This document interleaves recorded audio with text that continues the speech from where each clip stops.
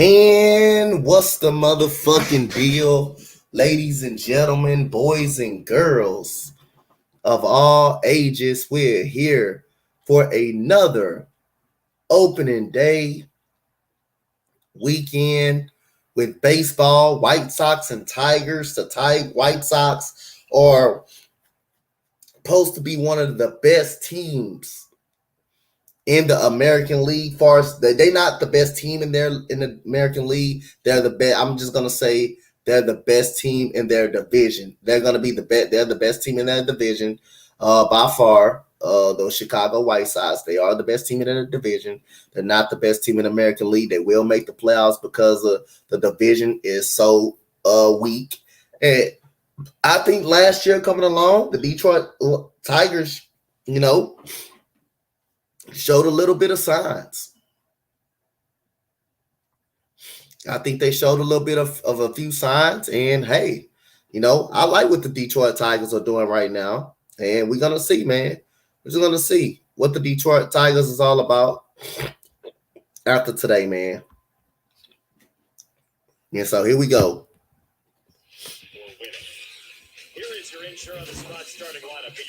Got AJ Pollock for the White Sox. Luis Robert. Jose Abreu.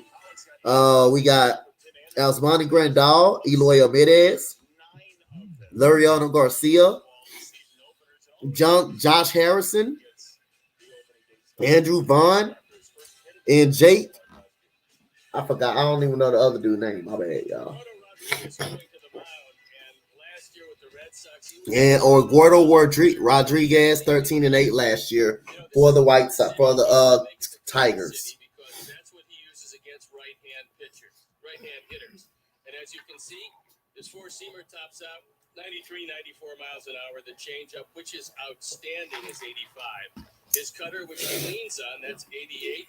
The sinker, that's his two-seamer, along with the slider, rounds out his arsenal. But he gets everything over the plate.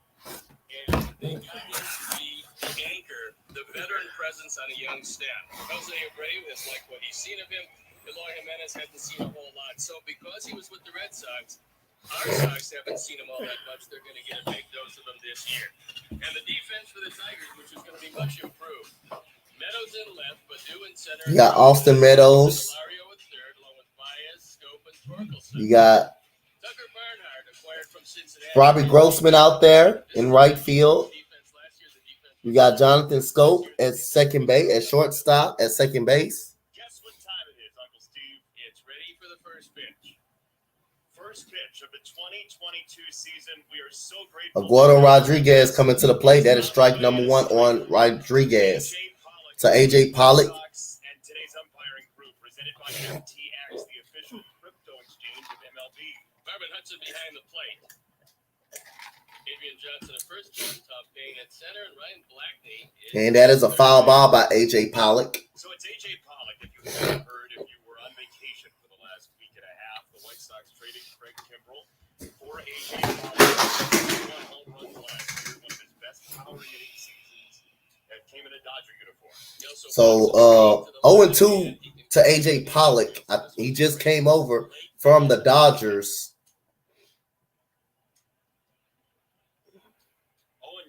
That is ball number one for Eduardo Rodriguez to AJ Pollock, who came over from the Dodgers, LA Dodgers.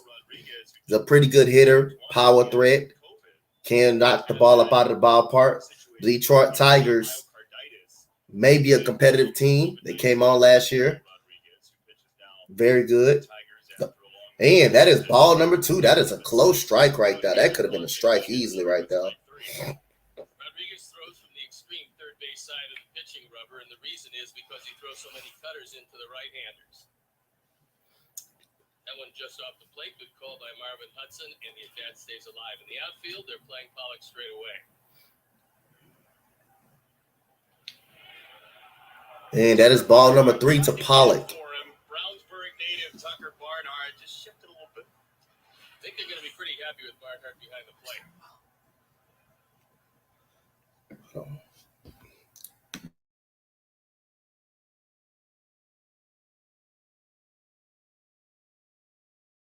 And we got a strikeout by Rodriguez. Good job. Thank you, baby. You said anyone but else besides the Dodgers win the West. I got the Dodgers winning the West. What? Let's go Tigers. Well, appreciate that, Eli. Appreciate that, Elijah Roberts. And that goes a strikeout on Pollard right there.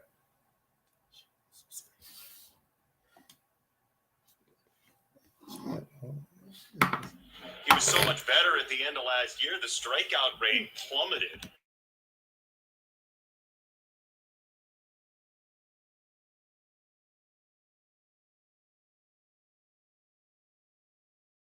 That's a ground ball by Luis Robert, and Jalen Camp Delario throws him out for out number 2 for the Tigers.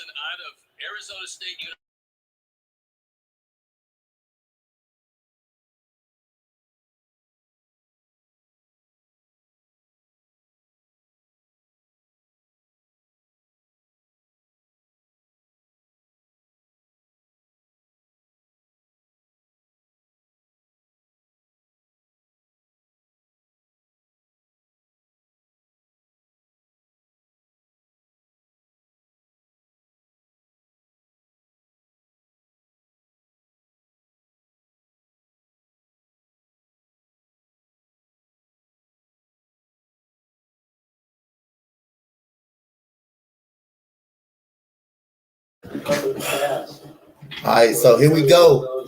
My bad, y'all. I had to turn it up. I don't like looking at it on phone like that, but I'm looking at it on TV to Jose Abreu, and it is 1-1 to Abreu. Rodriguez, the first Tigers pitcher to make his debut on opening day since Kenny Rogers back in 2006. Here comes Eduardo Rodriguez. That is ball number 2. 2-1 count to Jose Abreu. The White Sox will win their division, but I think the Tigers can make it more competitive. They got a World Series championship type coach who coached in my Astros to the World Series, and AJ Hint in 2017, and that is a 3-1 count to Jose Abreu for Eduardo Rodriguez. What's good, Jaden? What's good, Jaden Hopkins? You said Matthew Lick. You said I think there's every like LA team, they get so buff up there and then choke. The Dodgers choke. They will choke somewhere near.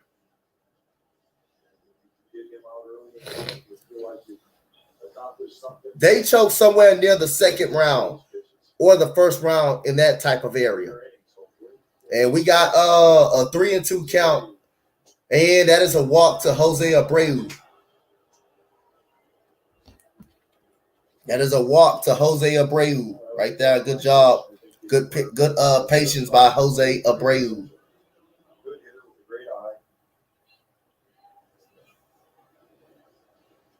Brings up the cleanup hitter, Yasmani Grandal. So Yasmani Grandal, who's a switch hitter, the catcher, last year 240, 23 home runs, 62 RBIs, with an OPS of 939 for Yasmani Grandal. And Eduardo Rodriguez throws strike number 1 for Eduardo Rodriguez. 15 pitches so far. You want to get out 15 or less if you can. Here comes Eduardo Rodriguez with a man on, and that is ball number 1 outside. He said it's Buster Posey, the greatest catcher of all time. I say yes. I'll say he's up there, man. Buster Posey is good. How many World Series Buster Posey got? By like 3 with the Giants or 2? So we got a 1-1 count for Eduardo Rodriguez. That is ball number 2 to Yasmani Grandal. So he's down in the count. He walked Jose Abreu, and now he's down on a dangerous batter in Yasmani Grandal, the ex-LA Dodgers. Yep. He's one of the greatest catchers of all time. And Yasmani Grandal grounds it down smashes this to the left field line. That is a foul ball. So it's a 2-2 count for Esmani Grandal. 2-1 with an ERA of just 3. Don't y'all forget my Astros. I got the Astros tonight. Got the Astros tonight as well. Game 2 of the Angels Astros series. And that is a ball number 3. That is close. And I will be moderating the CEO of the network, Key in the Building stream against the Phillies. Coming up after this one, pretty much at 2:15. And here we go. Eduardo Rodriguez. That is ball number 3 right there. So he has walked. How the Yankees doing right now? But 3-0 Boston. 3-0 Boston already. Hold on, let me go see what my boy Beantown say. I know my boy Bobby. My boy Bobby. I know he going crazy. I know he going crazy already. They got. I told it's gonna be. It may be 5-3. I know he going crazy. He caught it with the glove going way out of the strike zone. Sometimes that's an easy call for the home plate umpire. Yeah, here we go. We got 2 men on base, 2 walks. And he goes Eloy Jimenez. Eloy Jimenez. Just 55 games for Jimenez a year ago with the White Sox because of injuries. Eloy Jimenez. And that is strike number 1. 2 men on. Abreu was at second. And you got Grandal at first base on back-to-back walks. Tony La Russa, 35 seasons as a general manager. Not a general manager, but as a manager for the White Sox. And we got ball number 1. Still fighting a little bit of the command, like you said, getting him his change up there. Hasn't quite got the feel for it yet. He does have a cutter. Yeah, he does have a cutter. That's didn't work through that too much last series. Looks like he's working kind of fastball changeup so far. To give the White Sox credit, they've been patient as this borderline. What up, Drew? Drew Sports Network. And we got a 2-1 count all of a sudden. What up, Drew Sports Network? Don't you be on Instagram? On my Instagram? Not on my Instagram, but you the one on Instagram, or you somebody different that drops sports content all the time?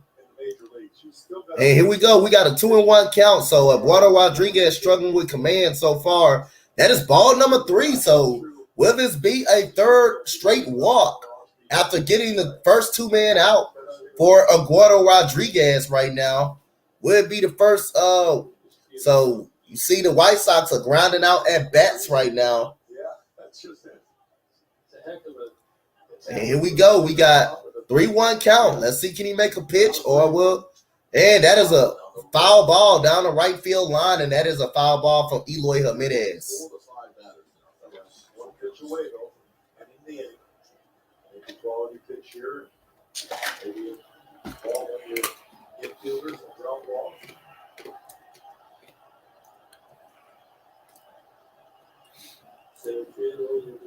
Like I say, I'm doing everybody's team game this year. And we got a 3-2 count. That is a ground ball over the middle, and that is a base hit. And here comes Jose Abreu, and that is 1-0 White Sox. Eloy Jimenez hits a ground ball over the middle, and that is the first RBI for the White Sox this year. And it comes by a 2-out single up the middle on Eloy Jimenez. But like I said, that started with 2 walks in a row. When you got the first 2 men out right there, finds a hole right there over the middle, and that is 1-0 White Sox right there. So a couple walks, few with that. 2 men straight. He gets the first 2 men out, and then he walks 2 guys. All of a sudden, 3-2 count. Right ball right over the middle. And that will be the first RBI and the first run of the season for, the Chicago White Sox right here.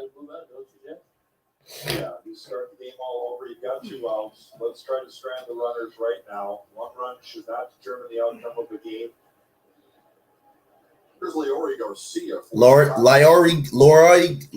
Garcia And that is ball number 1 for Rodriguez right there, Eduardo Rodriguez. He's doing so because Tim Anderson is suspended for the first 2 games for the White Sox, stemming from an on-field incident a year ago here at Comerica Park. And that is ball strike number 1 for Garcia. You know, we saw quite a few innings out of Rodriguez down in Florida in spring training. I didn't see one inning like this where he struggled with his command. So it could be the weather, it could be the opening day jitters. He'll get through it. 2-1 So for Rodriguez. And now he got, like I said again, he gets the first 2 men out. Then he walks 2 batters instead of making them hit. And he was really sharp in Lakeland. You know, his pace was quick and 3 strikes. He's ahead of everybody. 2-1. And 2-2. That's a great pitch on the outside right there. That's a great pitch. That's an awesome pitch on the outside corner right there. 30 pitches in the first inning. That's a lot of pitches to be thrown in the first inning. My goodness, that's a lot of pitches.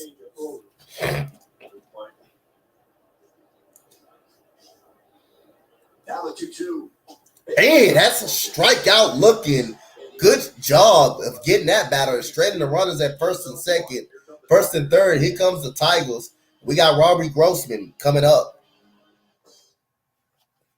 Shout out to everybody in the chat. Shout out to the Spotlight Sports Network. Make sure y'all hit that like, that follow if you're on the Dante Sports Talk Facebook page. If you're on my YouTube channel, hit that like and that sub. If you're on the Spotlight Sports Network Facebook page, get us a follow, hit us a like. And if you're on the Spotlight Sports Network YouTube channel, get us a like and a subscribe. And if you're on the Spotlight Sports Streams YouTube channel, like and a subscribe.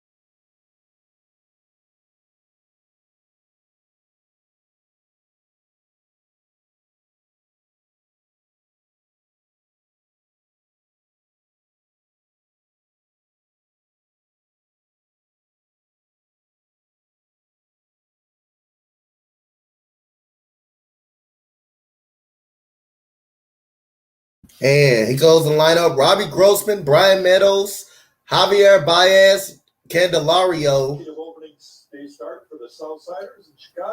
And we got Lucas Giolito, who went 11-9, 3.53 ERA, 201 strikeouts with a whip of 1.10 and a batting average against 219 right now.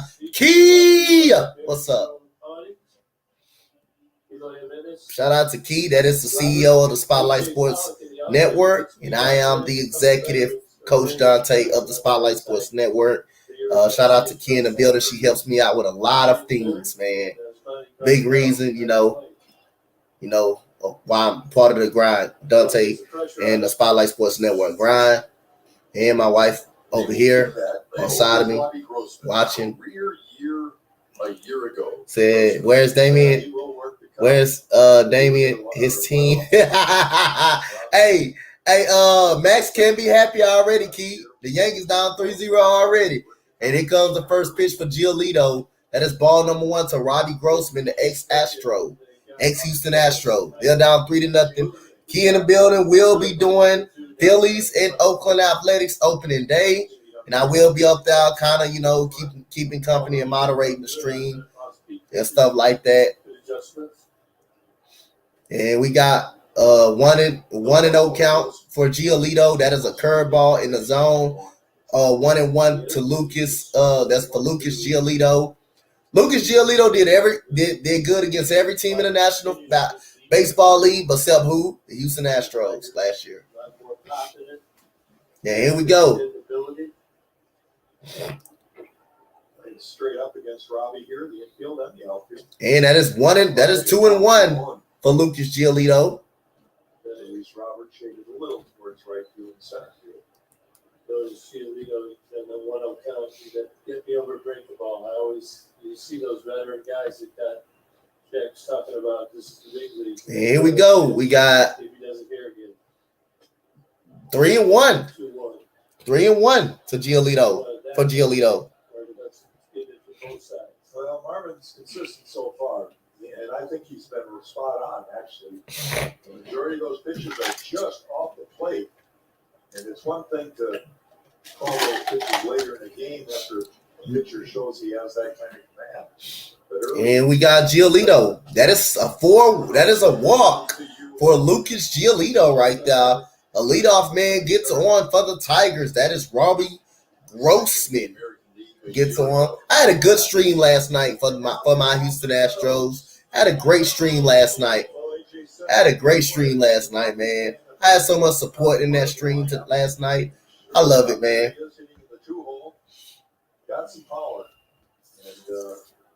And Brian Meadows just required on Monday for the Tigers. He's another good at-bat to have in that Detroit Tigers lineup. Underrated at-bat. Had a nice power year for the Rays last year. So Giolito first pitch, and that is ball number 1 right there. That is 5 straight balls right there by Giolito. Hey, yo, Burn, at the end of the day, everybody I'm going to do this. I'm going to do that at the end of the day. What's good? Shout out to my boy Burn. His boy, the Marlins get ready playing the Giants tonight. And Lucas Giolito. And that is a fly out to left field. And Eloy Jimenez is under it. And that will be out number 1. Brian Meadows flies out to left. And here goes Javier Baez, who left.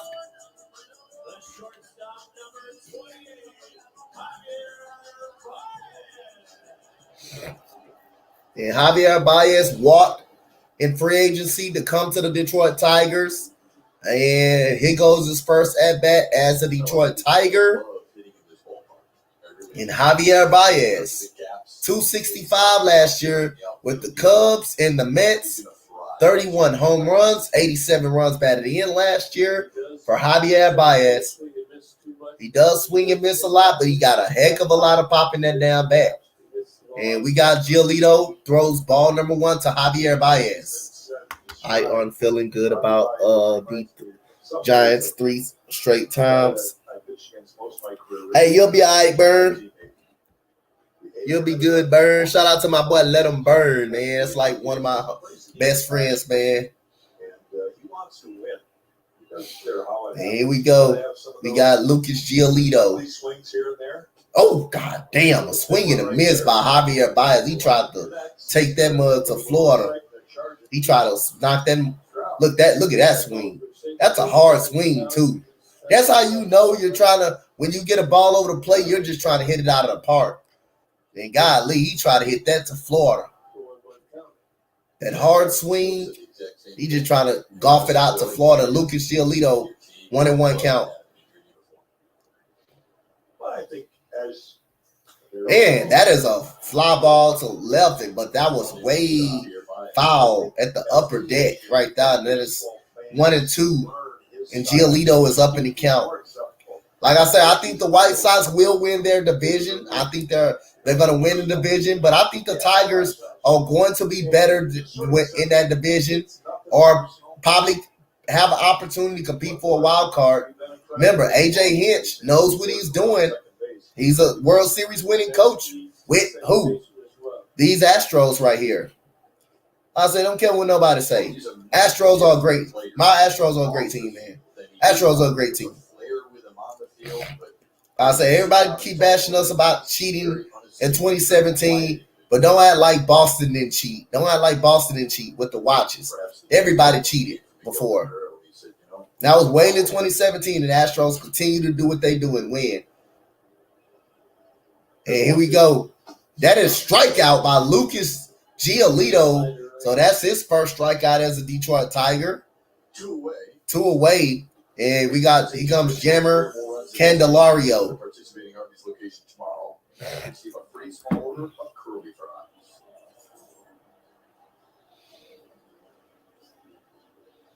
With 2 out, the man on. There's Jammer Candelario. Hitting the cleanup spot. What do you guys think of that move?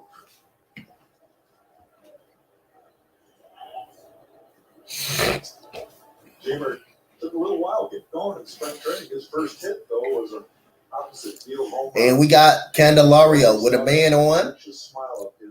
And that is a strike number 1. Ball up in the top of the zone. Fastball to Candelario by Lucas Giolito. He said Boston got. He said Boston. That is anymore. You know, we used to see that about a leadoff man. He kind of defined leadoff role as a guy. Yeah, that's what I'm saying. Astros cheated 4 years ago, but they still got back. They still got back 3 times out of the last 5 years. But Red Sox don't get talked about that much. And my boy Bobby brung it up, who I'm going to be collabing with on his channel. If y'all want to come at 5 o'clock, y'all want to come check that out. Y'all come check it out. That will be probably 4 of my time. Yeah, he said it, that they cheated with the watches and the Patriots. But they started worrying about the Astros. And the Astros continue to win. And we got Candelario flies it out to center field. And Luis Robert is right there. And that is out number 3. And we have a walk. Nobody hits. And it will be back with the White Sox. So shout out to everybody in the chat. But like I say, hey, it is what it is. Astros gonna keep showing why that the American League, goes through them. They're gonna just keep showing, no matter how many times. Damn, okay, it's 3-2 now. 3-2 now. 1-1 from Cole to the Sox catcher Christian Vasquez. Let's go. Come on, man.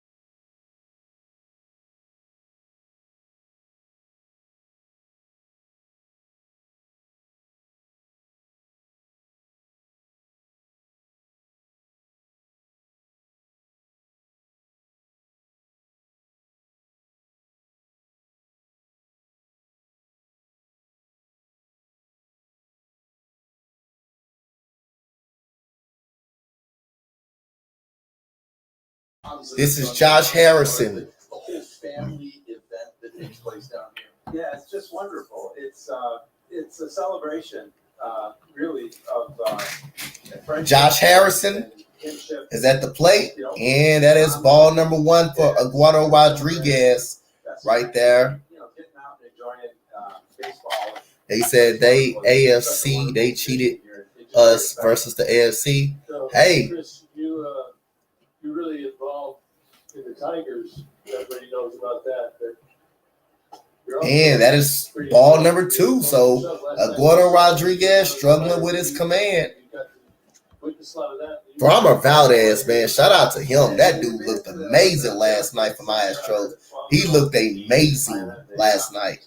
Man, that is strike. Swing and a miss. The top of the zone for Josh Harrison, 2-2. Great trip, great tournament. And I'm always happy to be down at spring training, try and pick up some more tips. 2-2 count. And that is a foul ball by Josh Harrison. Down there, we were over watching vibration technology and how they measure. We're not going to see that in the Little League yet, are we? You know, who knows before how long it'll be before all of that starts, cascading down into the amateur ranks. And that is a pitch that's hit. Fly ball to right. Grossman is there. And Grossman is up under. Out number 1 for the Tigers. And Eduardo Rodriguez. Josh Harrison, who comes over from the Oakland Athletics. Exciting young players. They have talent. They're certainly on the rise. And then we've got, tremendous veteran leadership. We have proven MLB veteran players. And I think that mix is very exciting. The chemistry, I think a lot's been commented on it throughout spring training, but you could feel it being around the team and in the clubhouse. And that is Andrew Vaughn. Andrew Vaughn coming up the hit for the White Sox. 235, 15 home runs, 48 runs batted in for Andrew Vaughn. And that is ball number 1 to Andrew Vaughn. Over $235 million in the offseason, fourth most in all of baseball. Why was now the right time to do that? Well, we think we have the young core. And that is a foul ball by Andrew Vaughn. So now we got Eduardo Rodriguez up 2-1 in the count. Shout out to everybody. Score update. The Yankees and Red Sox, 3-2 Red Sox. Yankees come back with 2 runs on their own against Nate Eovaldi. And Andrew Vaughn fouls it away again. When you look at all that young talent, we have the support that's there or evolving, and now is the time to go out and fill in our remaining roster needs. The creation, proven creative. We have a window now of opportunity. 2-2 to Andrew Vaughn. We really know these names. We've been over those fields that we go right through a lot of different. So 2-2 count. And that is a good play right there, the shortstop. And that is an out number 1. Number 2, good play from the shortstop right there by Baez. Javier Baez with a terrific play. That is a great, awesome. Look at that play. That ball is grounded deep in the hole. He dives of it with the backhand and throws a strong throw and throws out Andrew Vaughn right there. Any other athlete like Altuve or Jeremy Pena, even Yuli, they beat that throw right there. Or anybody. Aaron Judge, they beat that throw. So here we go. We got a foul ball. Good throw, good play by Baez, Javier Baez. How exciting do you think that is for baseball? It's very exciting. I think it'll appeal to And number 30, that is 1-1 right there for Eduardo Rodriguez. And that is ball number 2 right there. Down the stretch, which is very exciting for a lot of baseball fans. Miguel Cabrera will lead off the next inning. You saw number 500 a year ago. And there goes a hit, a foul ball down the right field line, and that is foul right there. 2-2 count coming up. 47 pitches already for Eduardo Rodriguez. We're all in this together. The fans, players. I really feel like our whole community. You see it today. You feel it today. Everybody comes together in this town. The energy, the feeling is very powerful. And here comes Eduardo Rodriguez, and that is ball number 3 inside right there.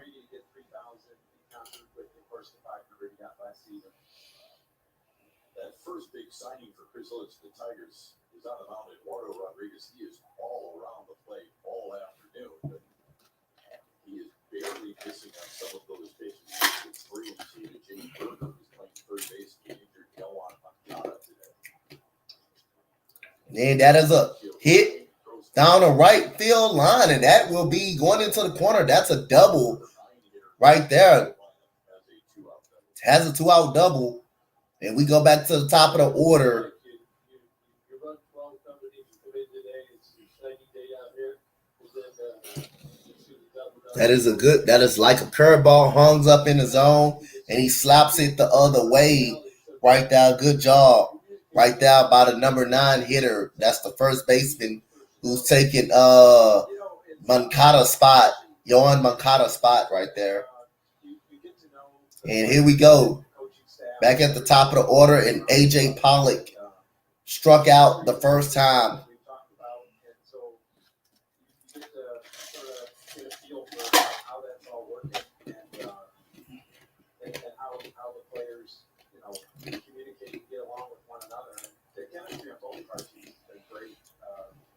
And that is no swing right there, first base umpire said.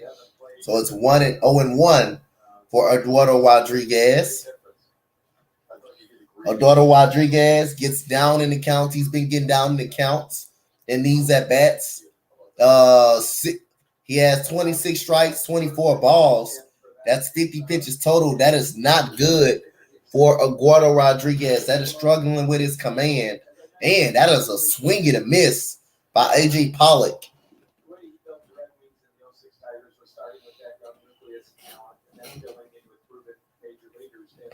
This ball club that we're looking at today on the field has that, and so he'd be very excited about it. And then the chemistry, it's really not. It's a good group. It's a great group of guys, and so he would love that as well because he's a ball player himself. And we got strike number 2 right down the middle, pretty much, to A.J. Pollock. First official game started. Be impressed by that. Excited by it. Quite a compliment you gave Al Avila when you compared him to Scotty Bowman in helping architect. And here we go. Let's see, can he get up out of this inning with a man on second, or Eduardo Rodriguez to a dangerous A.J. Pollock. That is a pitch down the right field line. That's a blooping single, and here comes the first baseman, and that is 2-0 White Sox on a 2-2 out single to right by A.J. Pollock. His first hit as a White Sox, and that is two hits in a row. That's another curveball, not over the plate. That's away, and A.J. Pollock slaps it the other way to right field. So Damian ought to be happy right here. And that is 2-0 right there. And here comes Luis Robert, and he fouls it off his foot. When he does something well, he's quick to let everybody know he's clean and who is responsible for it, as opposed to being out front himself. And I really respect that in him. It really speaks to his humility. It's one of the core values of our organization. It's something that my father felt was very important. Always be humble, carry that sense of humility, and Al certainly does that. That's what you And Luis Robert lines it down the right field, left field line. It goes all the way into the corner, and A.J. Pollock will come around to score 3-0 White Sox.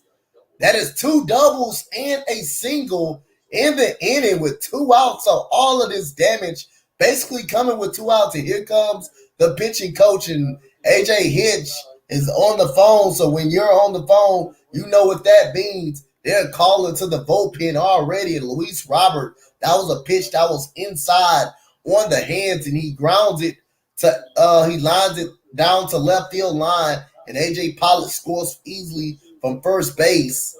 Good speed right there. So every hit pretty much comes with 2 outs. Comes with at least 2 outs. First inning, Eloy Jimenez got a base hit over the middle on 2 outs, with Eduardo Rodriguez getting the first 2-man out. This inning, first 2-man out happens again. The 9th batter, the first baseman, gets a double down the left field line. AJ Pollock scores him with a single to right.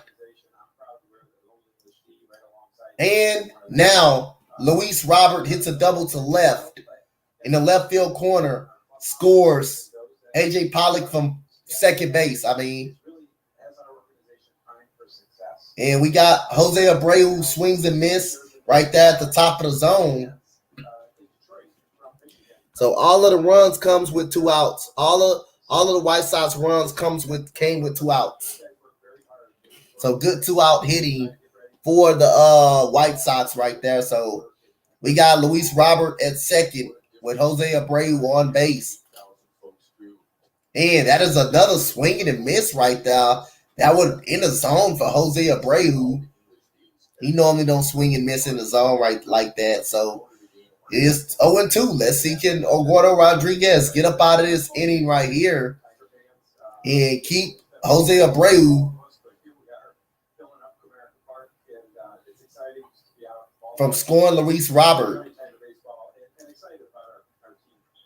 And that is a smash to center field right there. And we got Adu. He puts it out, puts it away. That is out number 3. So it's 2 runs in the inning. Basically a single by AJ Pollard and a double by Luis Robert. We'll be back.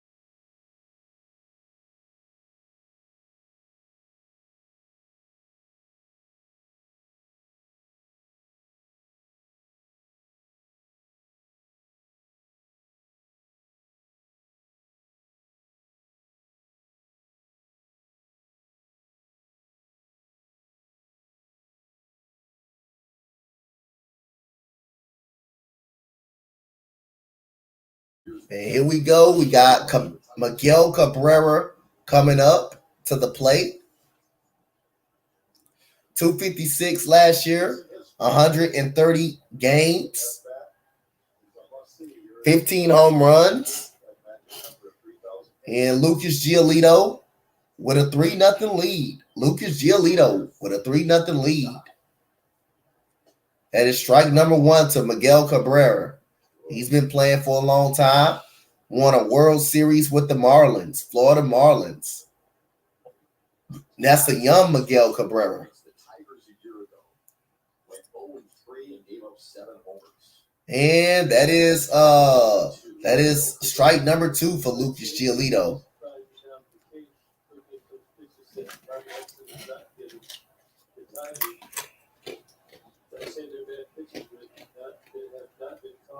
Early in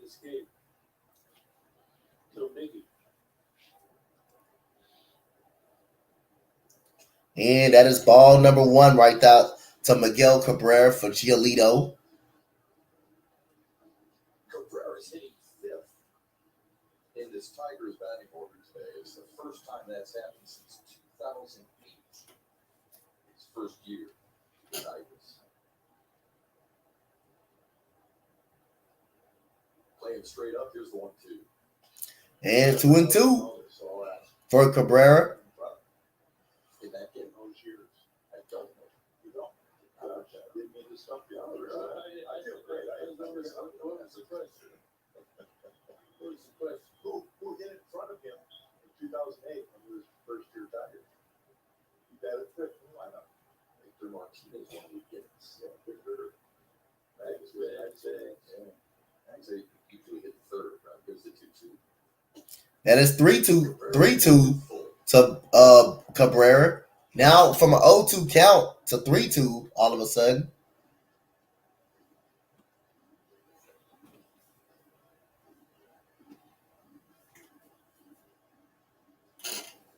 Cabrera ended 2021 strong.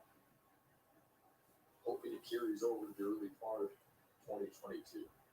There we go, Giolito. And that is a strikeout. What a nasty pitch by Lucas Giolito. The strikeout Miguel Cabrera.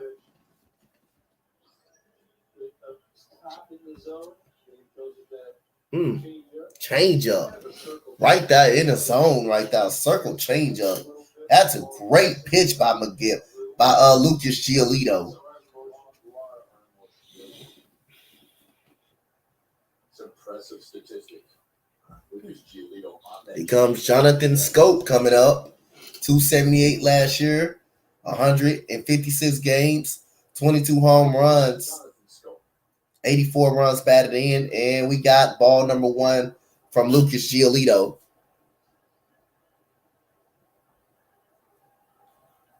Giolito, the opening day starter for Chicago for a 3rd straight season. First Chicago pitcher to do that since Mark Burley.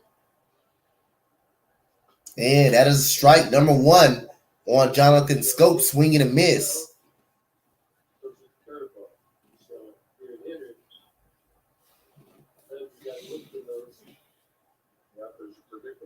Here we go. 1-1 count. Lucas Giolito to Jonathan Scope. And swinging a miss at the top of the zone. Right there. 1-2 to Jonathan Scope, the ex-Baltimore Oriole.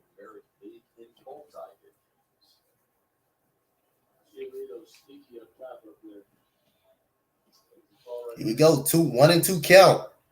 And that is a gapper to left center. And here comes Jonathan Scope. Goes to second with 1 out. A 1-out double by Jonathan Scope right there to left center field.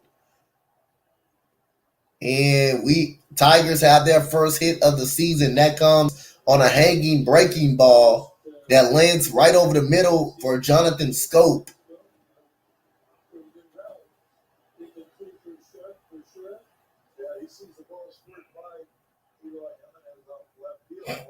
That was a terrible play right there by Eloy Jimenez. He could have got that right there.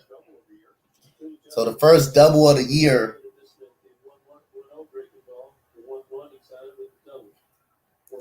So let's see, can the Tigers capitalize? Akil Badu right there. And that is strike number 1 right there for Akil Madu. Those are the swings you try to avoid. Kind of get caught between. You're committed. 259 last year, 13 home runs. 13 home runs, 55 runs batted in, 4 home runs in the spring. And that is strike number 1, pitch down almost below the belt right there. So it is 1-1 to Akil Badu with Jonathan Scope on second base. And we got time called by Asmani Grandal. They put sleeves on, it's like dragging a flight through the air, which is really really slows you on now. So Michael Stewart said, go Tigers, my guy. Make sure you hit that like and that subscribe button. And we got a 2-1 count to Akil Badu right there on Lucas Giolito. So on deck, we got Spencer. I always found that these kind of games, anything colder than 50 degrees. Michael Stewart say, go Tigers. Big rooting for them Tigers. Okay. And we got, a strike number 2 right there. He thought about it. But Badu thought about swinging at it. Probably should have. But it's a 2-2 count. And Lucas Giolito is going to be looking for a strikeout here. Or Akil Badu is going to be looking for something he can handle to bring home Jonathan Scope from second.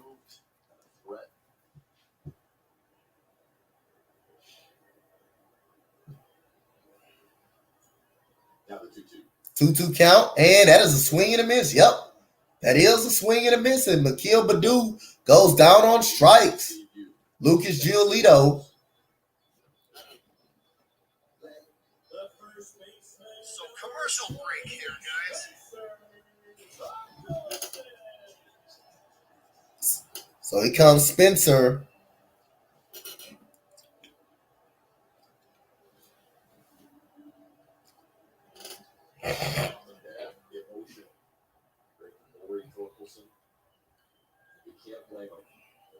Spencer Torgelson at the plate. That'd be all right too. It's been a long time coming for us.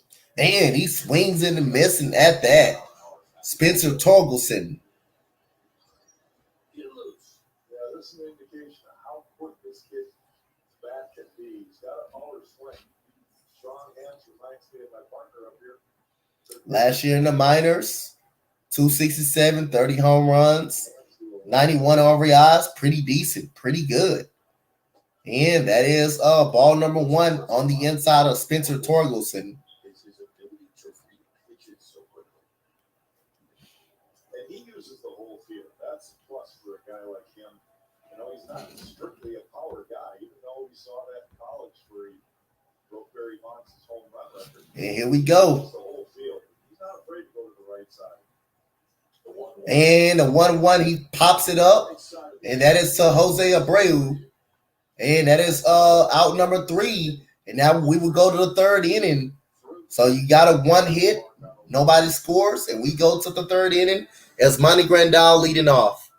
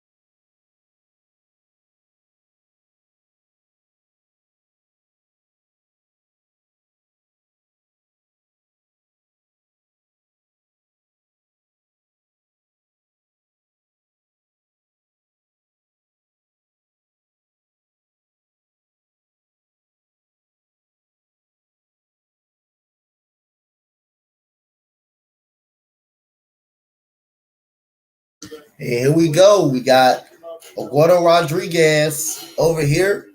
Strike number one to Asmani Grandal, who walked in the first inning. And Eduardo Rodriguez and Asmani Grandal with a fly ball in the foul territory, and that will drop in.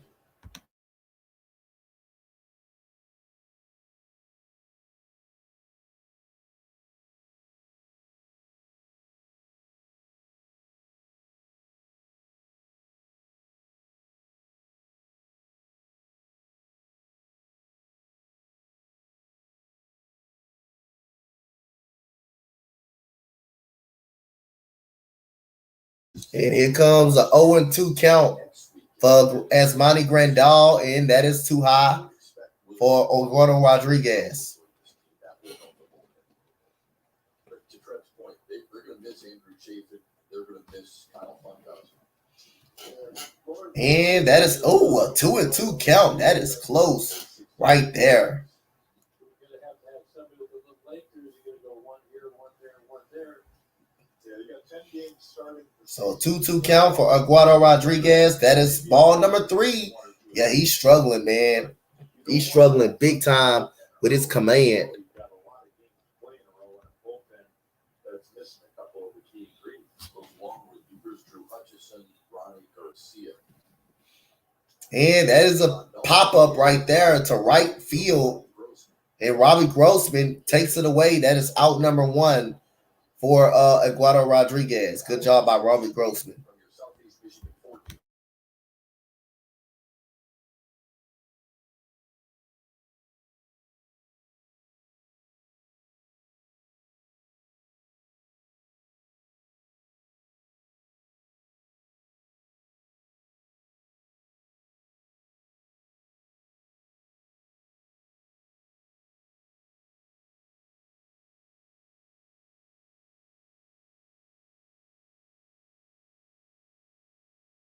And we go. We got, this is Eloy Jimenez, who singled over the middle for the first time for the White Sox. The drive home their first RBI of the game. And that is ball on the outside. That is 0-2 for Eloy Jimenez. What he will do over the course of the summer. But it happens. It's part of baseball. You know, even though he's a and that is a swing to right field, and that is just out of play, out of Robbie Grossman's play.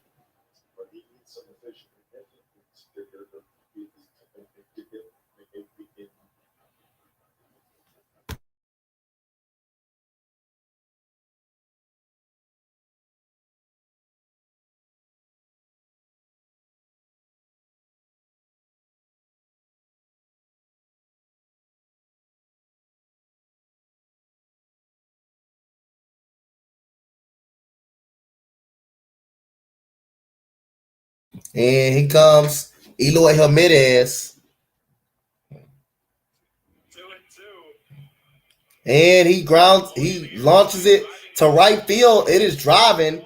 And that is a good catch by Robbie Grossman right there. He holds it in. It's 2 down by Robbie Grossman. I believe that was our first jingle interrupted by a pitch. Yes, there was premature exhilaration, actually. We're here for you, baseball fans. That's all I can say.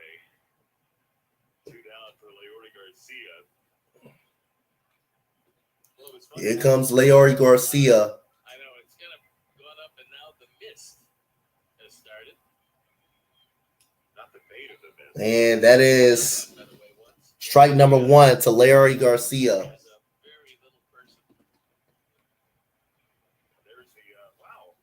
How about them umbrellas?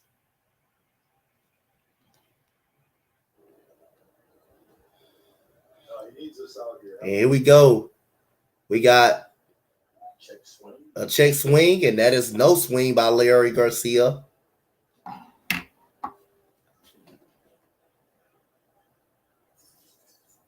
Rodriguez with a couple of strikeouts so far. Damn. One of them is on Lurie Garcia right here. And it comes. And that is a big hook right there. Lurie Garcia swings and misses at it right there.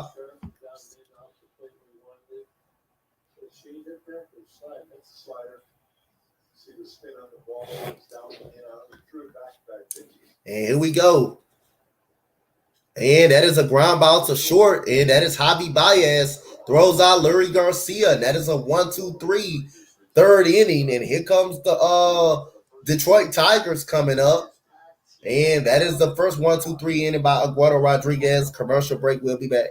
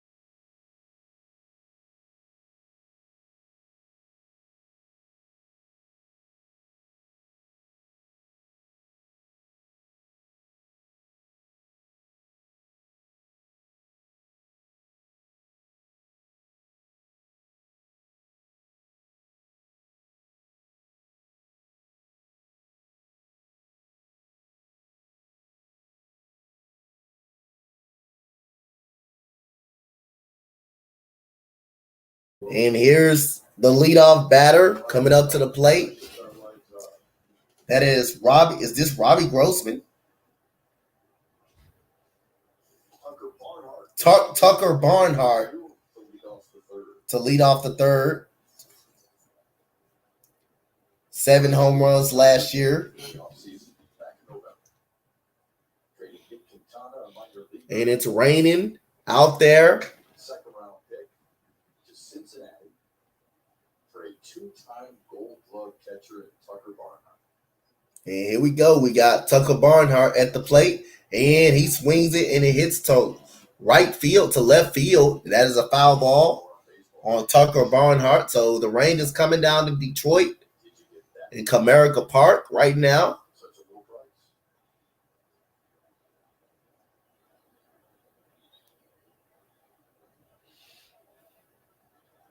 Rain coming down a little bit harder now. Here at the bottom of the third, the 1-1 to Barnhart. And that is strike number 1 to Barnhart. Strike number 2 to Tucker Barnhart. The hitter's guessing, does it really have a pattern? Maybe no. Moves it up and down. Maybe you got the change up on one way, the slide to the other. The one consistent thing he's been doing all day so far is the fastball's been at the top of the zone.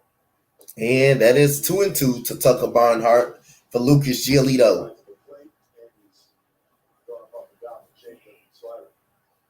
Stayed up.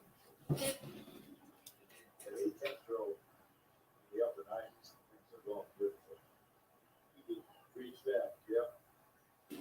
Maybe not so much early in the season here in the cold. And here comes Giolito with a 2-2 count. That is strike number 3. Caught looking. Starts the third. Start the third on Tucker Barnhart right there. And we head to the top of the inning. That is out number 1. Very close with his family. He wanted to be part of that ceremony, be out on the field when Artie's family was announced and given his baseball cap and given first base from last year. And he was emotional. I was talking to him before the game today in the Chicago clubhouse. He and Kyle Crick. Here we go. We got Robbie Grossman at the plate.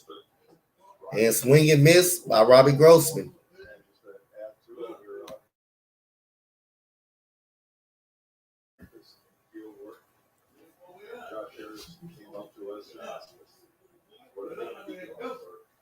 And here we go. We got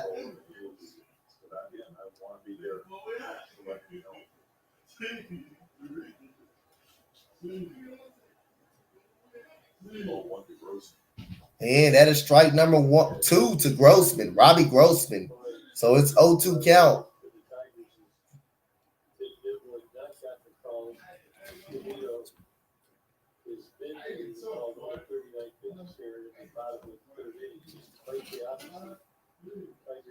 And so 0-2 count for Giolito. And that is a strikeout on Robbie Grossman, 2 straight. Barnhart and Robbie Grossman both strikes out.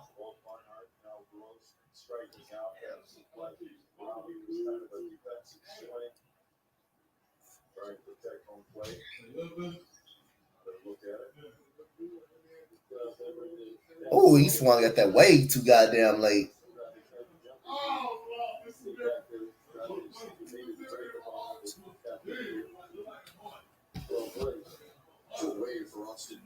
And here comes Austin Meadows at the plate. And that is ball number 1 on the outside to Austin Meadows. Pittsburgh's first round pick, number 9 overall in 2013. When he was elevated to the majors and got that call, he got the call from Comerica. And we got Lucas Giolito. That is strike number 1.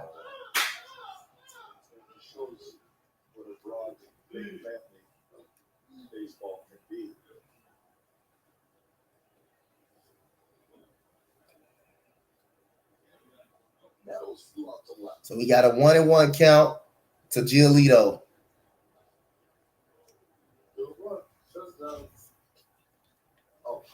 Two and one.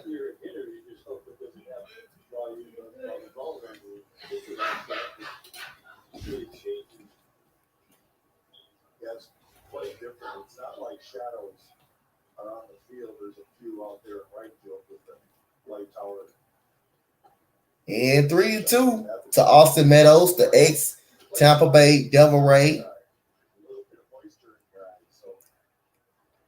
That's early season baseball. We see that Midwest quite often. Got to play through it. We have a little bit of fall, a little bit of summer, a little bit of spring already in one day. Here's the 3-1. And that is ball number 4. And we got Austin Meadows walking the second.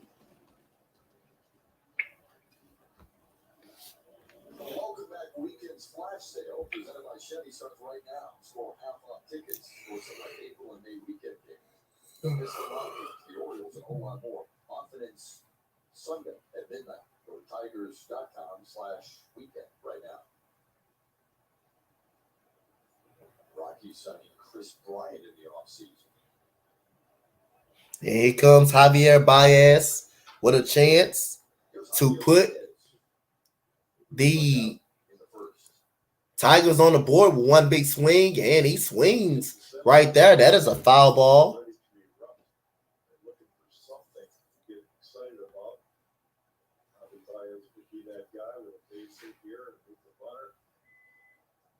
Big fly did right back in. Yeah, there you go. Getting it all the way.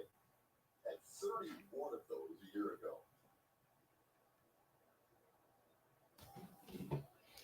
So here we go. We got an 0-1 count on Javier Baez. And that is a jam shot swing. That is 0-2. Let's go, White Sox. Oh, don't walk. Don't come, yo. Damien, get out. Get out. Damien, get out. Get out. Get out. Too much to party, you gotta be able to, no, you gotta be able to watch, submit yourself. Hey, he's got a story to tell forever. Forget it that way. And Lucas Giolito with an 0-2 count. That is ball number 1. So Lucas Giolito looks strong. All of the White Sox runs come off 2 out hitting. I'm just joking, Damien. Damien, you know I always joke. I just joke. Stay patient. Stay on some high heater if you can. Get the hanger. That's the one that you want to make sure. Said White Sox playing better than the Bulls. God damn. And we got a ground ball to the right side. That is a foul ball by Javier Baez. So it's still a 2-1 count.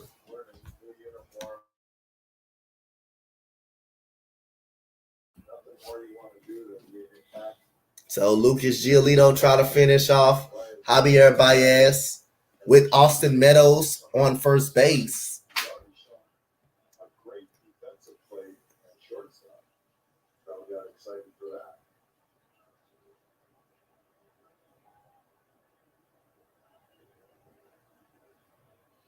Got a 1-2. And 2-2 count by great good block right there too by Grandal right there, and it's a 2-2 count. Well, you gotta really make sure you see strikes on fire, the guy can hit the ball out of the park, you don't wanna make outs in front of you. Baez signed that 6-year, $140 million deal on December 1st. And here we go. So 2-2 count for Giolito. Waits on the 2-2. Here it is. And that is a strikeout to end the inning. 2 strikeouts by Javier Baez in his Tigers debut. 2 strikeouts right there. We go to the 4th inning. Commercial break.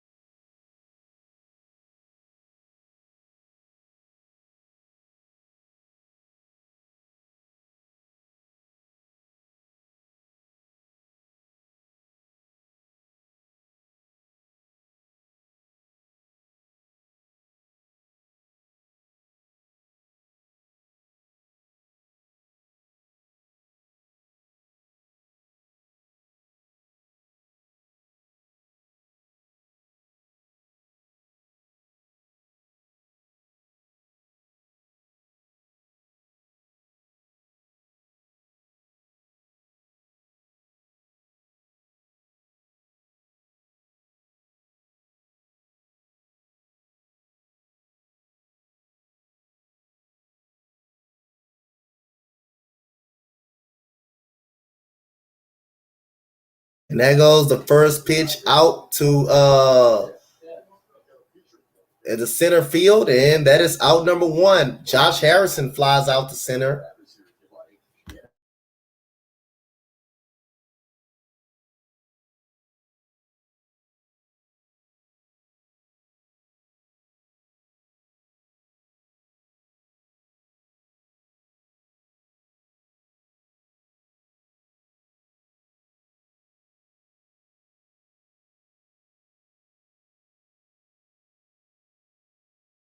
And that is 0-1 to 8. The hell? And Andrew Vaughn took a strike. He's going to come back to the 84 Tigers or the 68 Tigers. We're running, let me give you an example. We're right now in foot with him. We're out by the park, by the water. He's walking by. And that is a ground ball. That is a foul ball by Andrew Vaughn. He said who the Bulls beat. The Bulls can't beat nobody good. The Chicago Bulls can't beat nobody good. What happened to you? That's all that just and now we're back. That's how easy it happens. What happened to you that you got so? What was the button that got pushed when you were a little kid that you loved baseball so much? You know, it was really playing baseball at Clark Park. You know, Morris Blackwell was the coach there. He was, just ragtag kids. Whoever showed up got to play. That's not good on either end, though, Damien. He was funny for picking the teams out. He was just brilliant at it. He still is. And we beat and that is Andrew Vaughn. Hold on, what the hell? He just got put out. Last night I was at my That dude just got put out. and there's someone in there who says, "Hey Jack, I got Let me something." see. Hold on. And he fouls it. Very cool. Dude, just hold on. Let me go back. My bad, y'all. That dude, Andrew Vaughn, just got put out. It was, yeah, and then look at Kurt, man. Look at this handsome young man. And we got a 1-2 count. That was Harry Gibson. And here we go. We got a pop up to right. And that will fall over the head. Right there.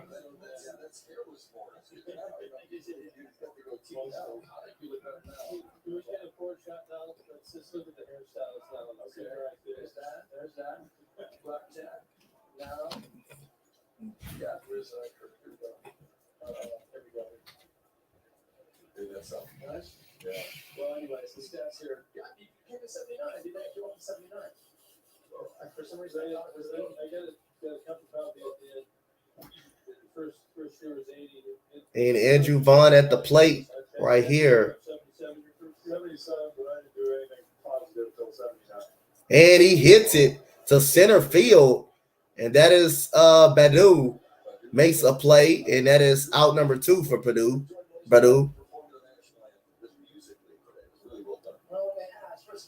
Hey, Damien, do you still got DeMar DeRozan on the court?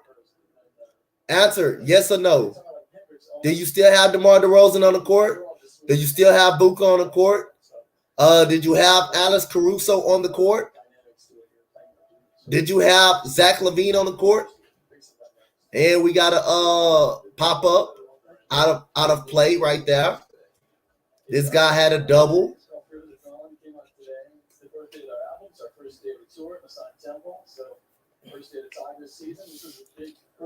Did you have him on the court, Damien? And we got a pop up right here to center field and shallow center. And that's a good play by Badu. And the Tigers are going to get up out of this inning. That's what I'm saying. They still have DeRozan. They still have LaVine. They still have your top scorers. So it's no excuses. Stop making excuses, Damien. Be a realistic Bulls fan, bro. Stop making excuses. You still have your top guys out there, bro.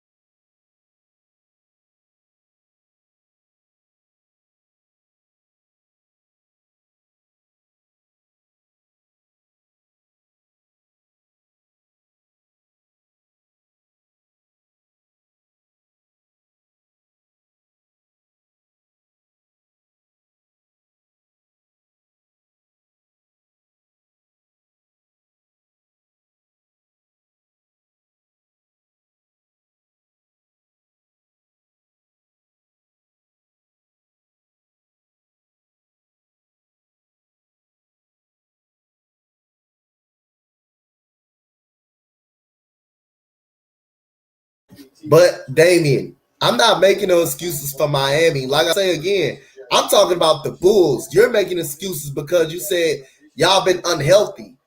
You got DeMar DeRozan out there. You got Zach LaVine. You got Buka out there. That's your top scorers. That's all that should matter. Even if you didn't have Caruso, you still got your top guys out there. Now Burn is making this Burn that between you and Burn. Right there. Now I'm talking about the Bulls side. You still got, as long as you got your top guys out there, that should be enough to beat anybody. Y'all can't beat no good teams. Nobody good. Y'all can't even beat anybody that good. Y'all can't beat anybody good. As long as they good, you can't. As long as they're a contender, y'all can't beat them. Even when Chris Paul got hurt, I still didn't make no excuses for the Rockets. Because we still had James Harden.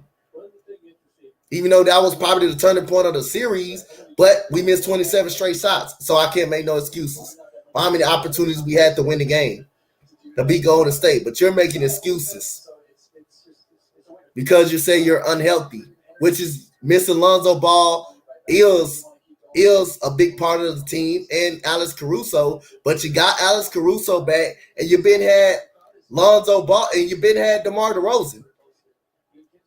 You've been had DeMar DeRozan and Buka, and DeMar DeRozan carried y'all for the first half of the year, basically. So how you can't make no excuses. You still got your top guys out there. As long as you got them out there, the Bulls should be good enough to win. As long as you got your top guys out there, your top 3 scorers out there, that should be good enough to win.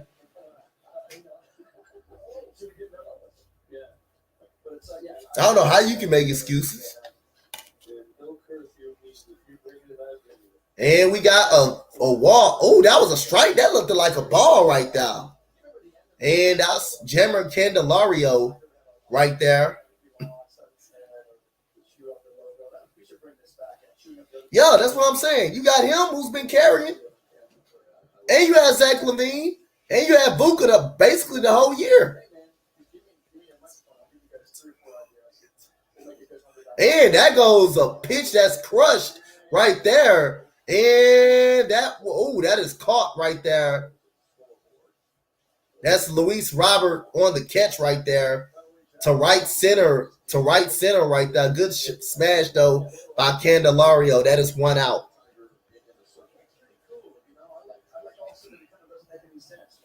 Yeah, that should be no excuse. Every team will have. That's what I'm saying. Every team will have players out, bro. Everybody gets hurt. Luckily, you have DeMar DeRozan. It ain't like all your players were out. It ain't like he was out. You had DeMar the whole year. You had Buka a whole year. When you had Zach LaVine, you still had DeMar and Buka. You still had them 2 guys.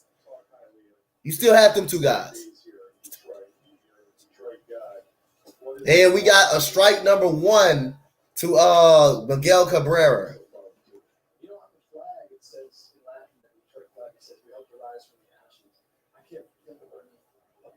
Who can't carry a team the whole season? Who can't carry a team the whole season? And we got a ground ball to third base, and it's out number 2 from Miguel Cabrera. Who you saying can't carry a whole team? Who you saying, Damien? Who can't carry a team for a whole year? Who you talking about? Plus, y'all don't have a big man. That's y'all problem. That's y'all problem. Y'all don't have a big man. But Buka still can put up points. He still can shoot and score. He still can put up points. But who you saying he can't carry a whole team? You said all 3 of them can't carry a whole team? Oh, and that's sad, Damien. Damien, you know what you just did? You just made a point for me, Damien. You know what you just did? You just made a good point for me, Damien. Burn it, cool. Damien just made a good point for me. Damien just made a good point for me. He said, look at the key word Damien said it. We got a pitch that has hit the center field, Luis Robert. That is a 1-2-3 quick inning for Lucas Giolito. We go to the 5th inning. That's a 1-2-3 quick bottom of the 4th.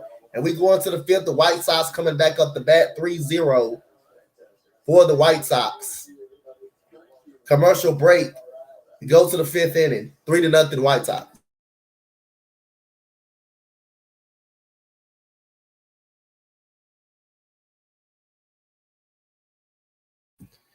Matter of fact, y'all know what Damian just made a point. Look at that comment, and he said all three cannot carry the Bulls, cannot carry this team. Basically said all three of them cannot carry all that weight and stress on the shoulder. Look at that comment right there. Look at this. I'm going to put it up. He said all three of those. That means Zach LaVine, Vuka, and DeMar DeRozan. But did James Harden carry the Houston Rockets franchise? Did James Harden carry the Rockets franchise? That's Damian. Look, hey, Key, go look what Damian said, which made my point against James Harden, even though he's struggling right now. But did James Harden carry the Rockets franchise for a decade? That player, that one player right there, Damian just made a point for me. You said DeMar DeRozan and Zach LaVine cannot carry their franchises a whole season, but James Harden did it for 10 years with the Rockets, for a decade. And Joel Embiid carrying their franchise. You just said that. Joel Embiid carrying the Sixers franchise.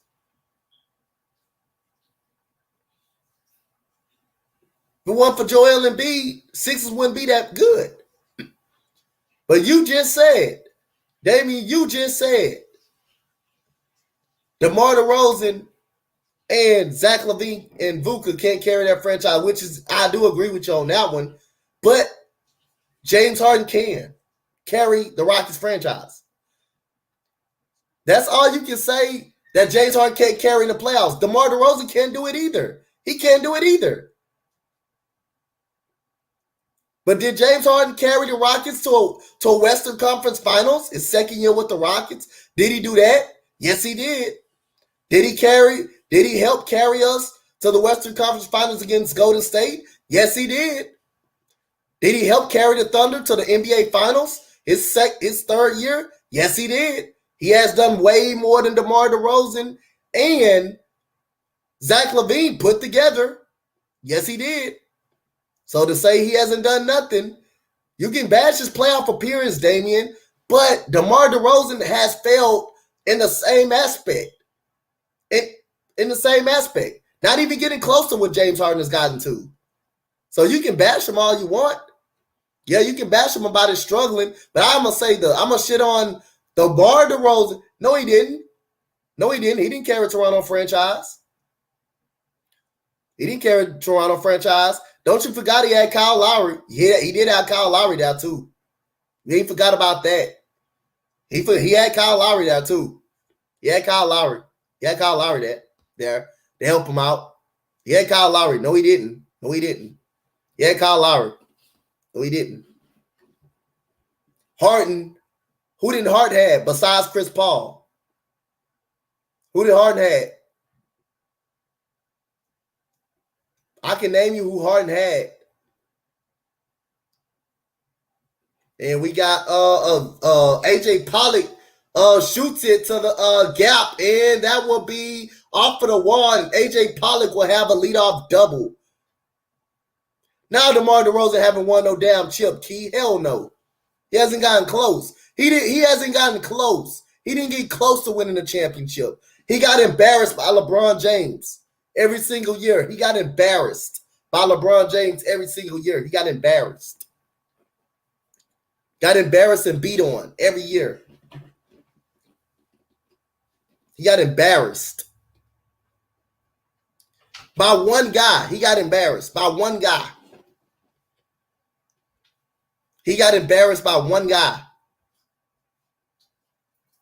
Soon as they traded him for Kawhi Leonard, they win a championship. That should tell you something, Damian, about DeMar DeRozan. Open up your eyes, Damian. And we got Luis Robert at the plate, who had a double.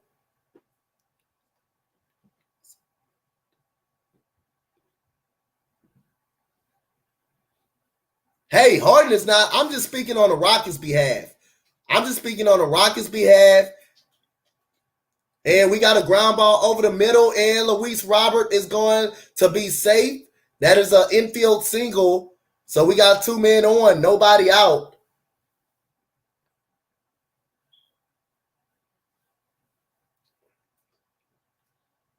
Luis Robert and AJ Pollock is on. Said DeMar DeRozan isn't good in the playoffs. Man, like I say, but Damian don't know all of that.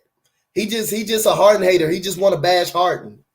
Even though Harden does struggles in the playoffs, but at least he got DeMar DeRozan hasn't even come close to James Harden. He's not even on Harden. He's not even on Harden's level. He can't even shine Harden's shoes. He can't even. Sorry, and DeMar like DeMar DeRozan. Don't get me wrong, but when Damian say Harden has not done nothing, just know, if you know basketball, you know Harden has done way more than DeMar DeRozan ever done in the league. And we got ball number 1 to Abreu. With 2 men on, nobody out. AJ Pollock with a double. And you got Luis Robert reaches on an infield single. So we got Jose Abreu, a ground ball double play candidate.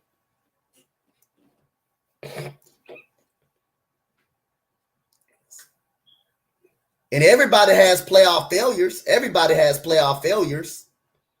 Name a great player name some of the greatest players. If anybody can name me some of the greatest players that has playoff failures, name them. Because I know Charles Barkley got playoff failures. And he's in the Hall of Fame. Russell Westbrook in the Hall of Fame. Matter of fact, he's going to be a Hall of Famer. Which is Russell Westbrook only in the top 25. Only in the top 20. He's in the top 75. He's going to be a Hall of Famer. You said, what has he done? Win 1 championship? Who are you talking about? Just because Harden hasn't won a championship, he's not a great player? Just because Harden hasn't won a championship? So you literally think championships define how great of a player you are? You really think that? And you got players in the NBA that's legends that haven't won a championship. So you really think that, Damian? And Charles Barkley, great as he is, he has not won a championship. Great as Patrick Ewing is, he has not won a championship. Great as Reggie Miller was, he has not won a championship. As great as Kevin Garnett was, he's won 1 championship. As great as Dirk Nowitzki was, he has won 1 championship. Only 1 championship. Should have had more. Great as Iverson won, he has not won a championship. Great as Steve Nash was, he has not won a championship. They're Hall of Famers. So what you're thinking different than everybody else thinking. You're taking away a player of greatness because of playoff failures. And when you have legends that's in the Hall of Fame that has plenty of playoff failures. And we got a ground ball, and that is safe at second, and that is out at first. And it's second and third, 1 out only for the White Sox. I think Luis Robert was running on that pitch right there.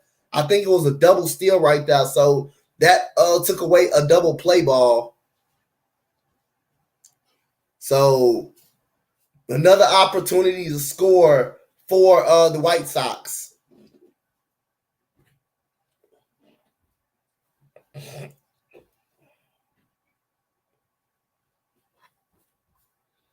That's what I'm saying, cool. It's not you got like supposed to be easy to win a championship. It's not easy to win a championship in the league. It's hard. It's tough. And the only superstar that I can say that Harden played with, besides Joel Embiid right now, and Kevin Durant and Kyrie in Houston, the only superstar pretty much was Chris Paul that Harden played with. Dwight Howard, he wasn't no superstar. Not anymore. Dwight Howard wasn't no superstar anymore, even though he was effective. But Dwight Howard was nowhere near the Orlando Magic Dwight Howard. He was no stud. He was not the stud Dwight Howard that he once was in Houston. And matter of fact, Dwight Howard was injured throughout the whole season that year that we went to the Western Conference Finals, and James Harden carried the Rock into the playoffs. And Asmani Grandal grounds it to foul ball to the right side, and it's 0-2 on Grandal. Russell Westbrook is not a superstar. He's a star. He's a star type player, but not a superstar. So the only superstar I can say that Harden ever played with was Chris Paul. In the second year, Harden had to carry the Rockets to the playoffs. He had to carry the Rockets to the playoffs. The second year, Chris Paul got hurt. He had to carry the Rockets to the fifth seed. He had to carry the Rockets. Harden had to carry the Rockets. He had to literally carry them.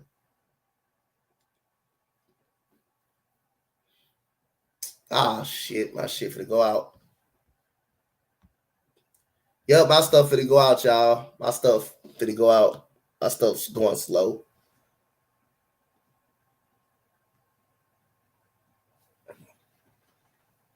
Yep. Hold on, y'all. I'm gonna leave the studio.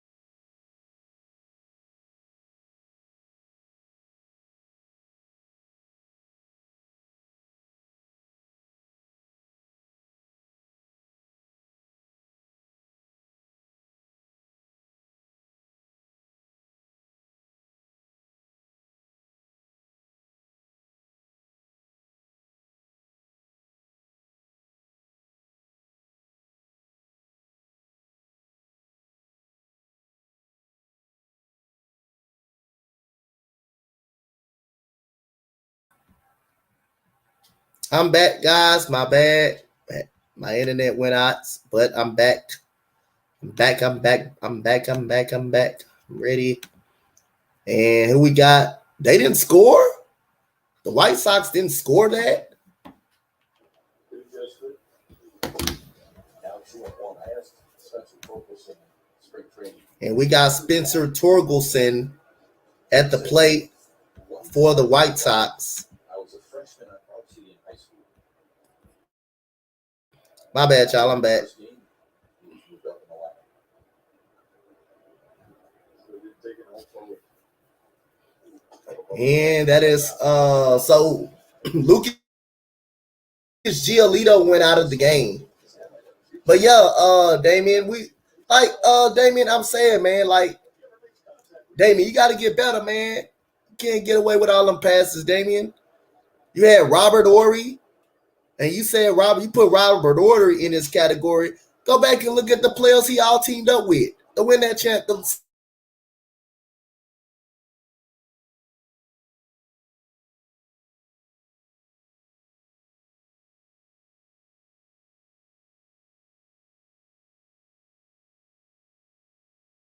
7 rings.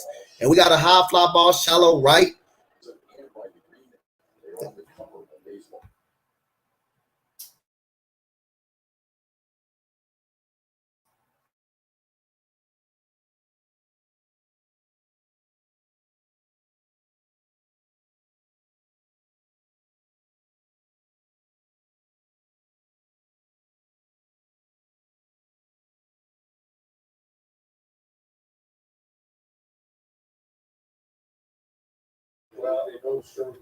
So here we go. We got, who is this? That is a ground ball, hit foul. That is Barnhart, Tucker Barnhart. But go back, Damien, and look at the people that Robert Ory teamed up with. Look at the people he teamed up with. And I mean, it's not his fault. It's not his fault. But go back and look at the people he played with. And you said it wasn't to win something. And we got a ground ball to the shortstop right there. And that is out. And that was Garcia right there. That is a 1-2-3 fifth inning. We going to the 6th inning.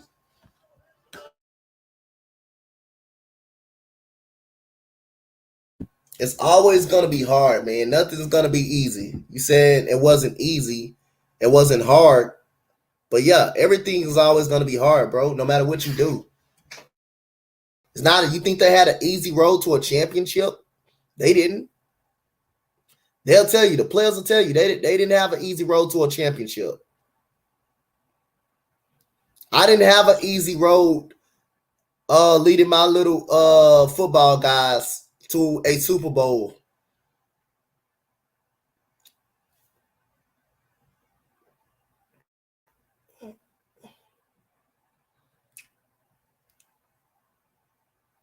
Nothing is never going to be easy. But look at the people that Robert Ory has teamed up with. Keem Olajuwon. He had Keem Olajuwon. Clyde Drexler. Robert Ory. Shaq, Kobe. Robert Ory. Tim Duncan. Manu Ginobili. Tony Parker. All superstar guys that he won his championships with. All superstar guys as a role player that he won his championships with.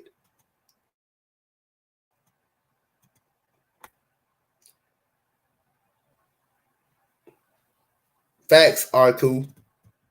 Michael Jordan, greatest player of all time, was the engine to make the team go in Chicago. But he still has Scottie Pippen on his side, who's one of the greatest defending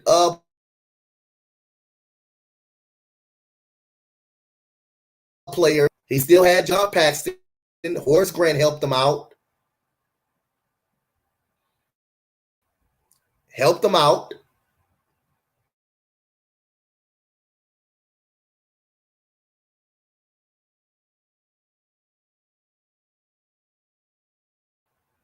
Dang it. You got to come on, man. Oh,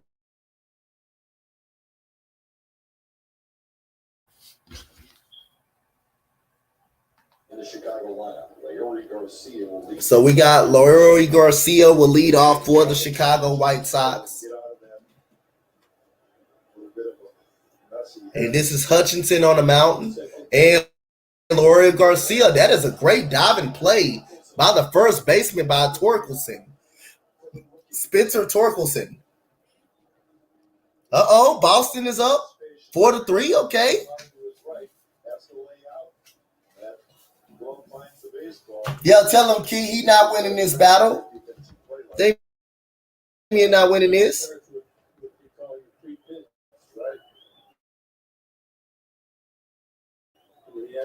Tell him, Key, Damian not winning this battle.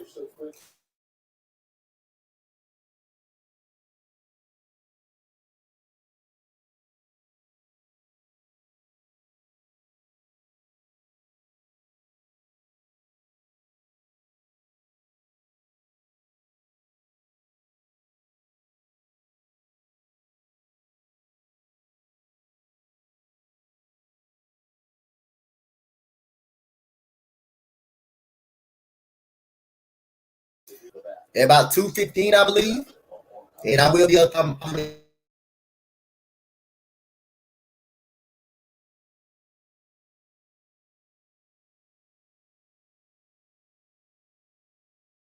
them out at the plate. 2-0 count.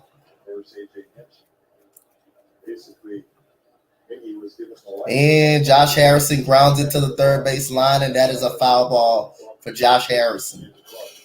I'll say this about the team. We've seen two exceptional plays today. I think it would be a sign that you're going to see more and more of that with this group. The newcomers, what they have with experience, and those that have been there. And we got another foul ball by Josh Harrison. Constantly trying to tell the pitchers, don't be afraid of contact.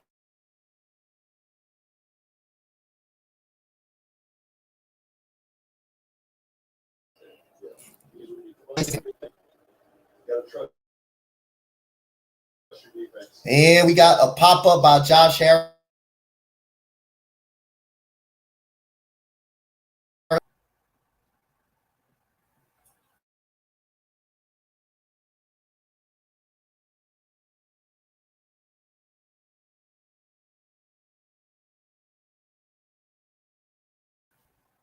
Hold on, let me go on ESPN. Stop and come.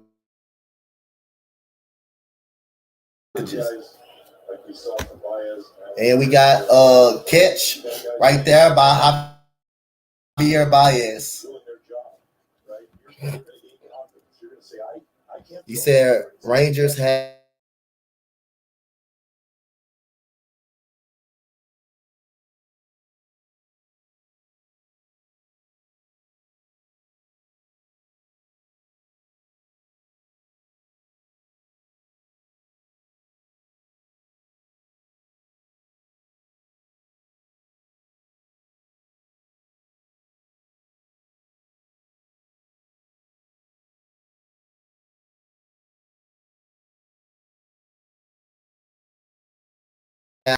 what you mean? Oh yeah.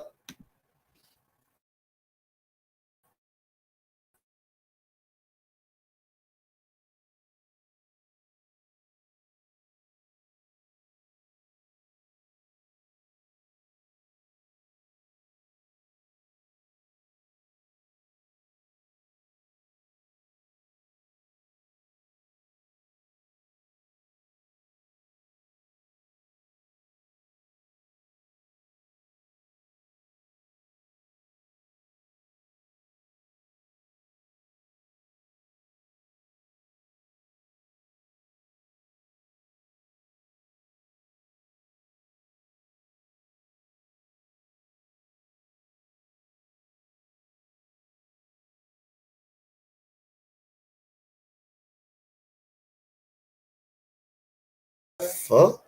Down 3-0, but still very much in this game. So you really got to grind it out.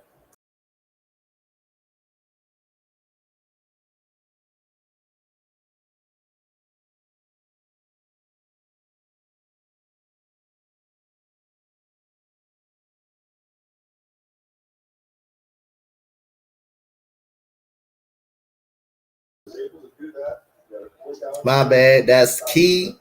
Key is getting ready to do her stream. It's just like when he was in the jam, second and third. Key is getting ready to kind of do a stream of Phillies. In the dugout, you can't score And on we the got Andrew Vaughn Vaughn fouls it back. fouls it back. 3-2 now to Andrew Vaughn, who was fourth among American League rookies in doubles a year ago. Grounded out and flown out to center. Oh, let me go back to the thumbnail I originally had on. My bad. Right there. So let me put the There's the payoff from Hutchison. score. Fouled away. That is foul ball by Andrew Vaughn.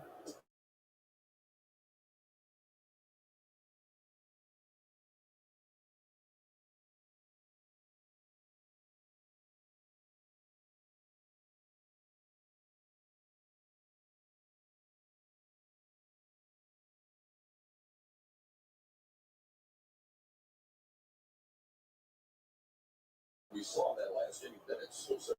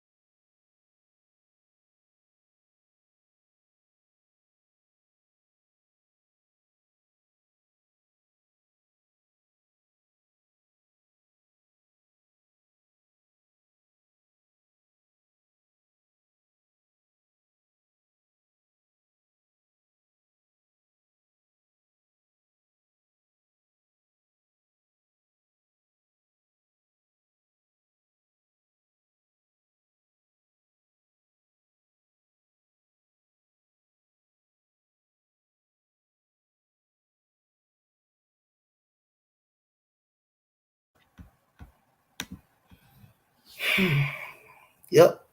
So y'all playing the Blue Jays? The Blue Jays gonna be a good team, bro. Yeah, the Blue Jays gonna be a good team.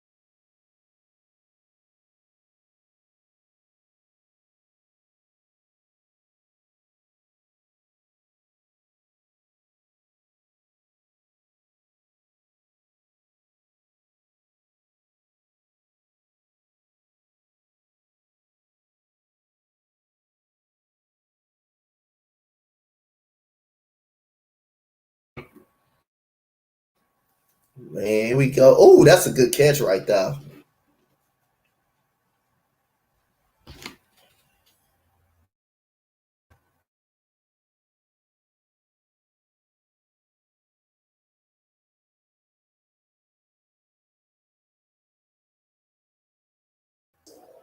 Bottom of the sixth, Robbie Grossman against Kyle Crick. And Kyle Crick throws at Grossman, and Grossman is hit by the pitch, so he will start off with the leadoff runner on base in the 6th inning. Maybe that'll be the igniter right there, Jimmy. You see this breaking ball, slider, just keeps tailing. Yeah, he hits him on the shirt. I'll be doing a good job of getting out of the way. I don't know if that ball actually hit him, but they won the first. But it hit him on the shirt. But like I say, it got the shirt. But I think you should let that slide. If the ball completely hits him, I'm okay with that. But not the shirt. Shirt should count as a hit batter. The shirt is part of the body, but it shouldn't count as a hit batter.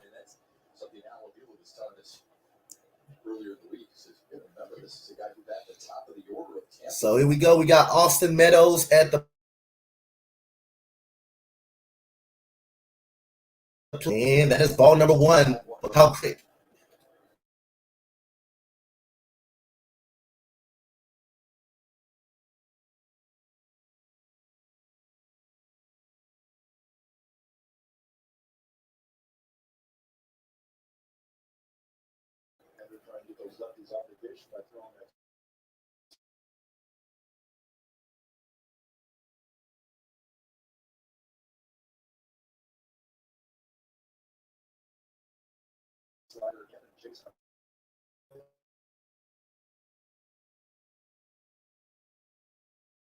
And that's strike number 1 to Crick to Austin Meadows. That is as much the catcher as it is the pitcher in those pitches. Randall's a better guy who's been able to do that. Yeah, and he's going to trust his veteran catcher. This is not the case where. And that's a throw over to first base.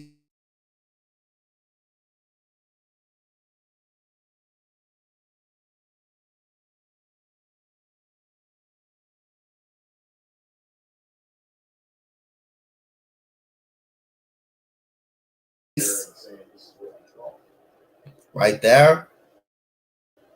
All 3 White Sox runs.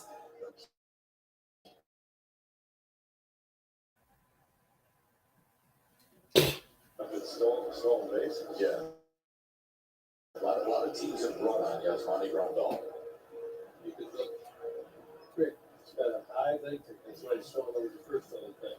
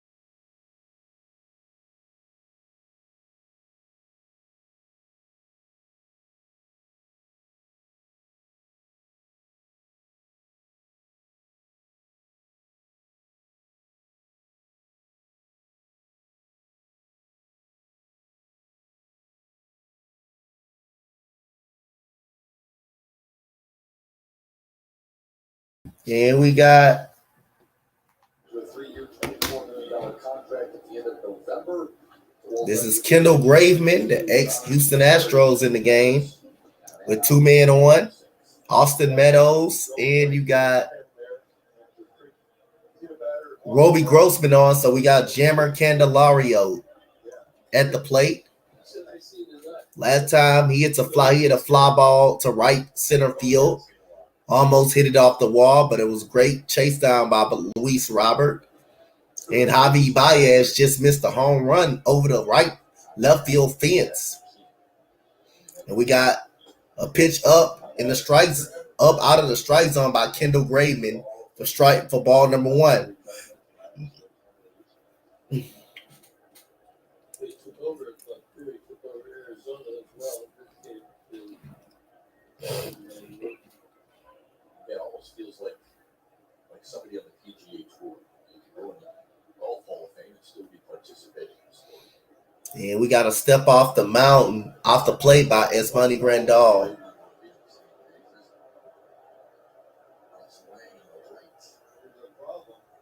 Obviously, the manager being called out, the umpire,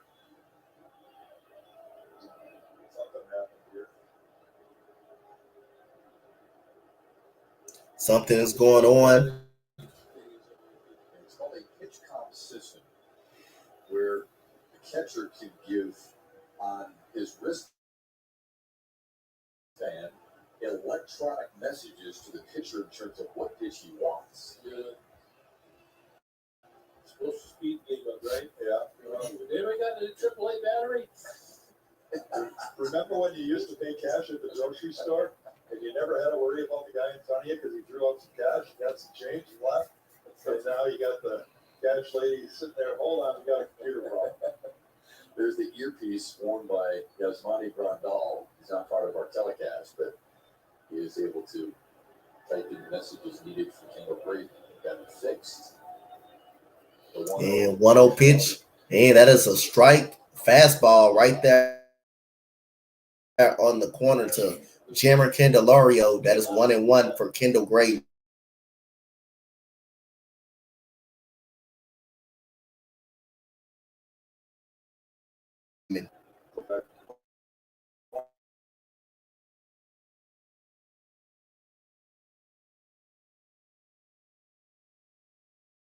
Candelario for the White Sox. Already it was under 2. And a 2 foul ball, 2-2 to Jammer Candelario. So far, it's a 1-out double from Jonathan Scope in the second. So Tigers has just 1 hit. Detroit is going to have to make the most of their opportunity. Base runners early. When you get runners out, with nobody out and 1 out, the probability of scoring run.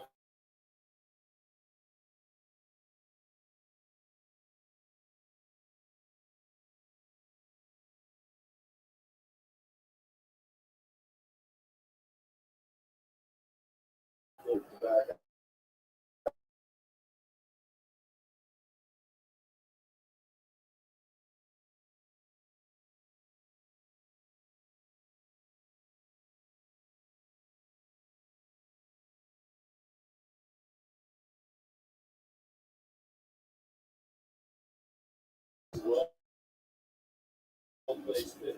And that's fouled away by Jammer Candelario. Can't really put that ball in play hard. Some can, but in general, there's not like a very proficient with fouling it up. And we got 2-2 count on Candelario. That is ball number 3. Low. That's a good spot to put it at. But good eye by Jammer Candelario.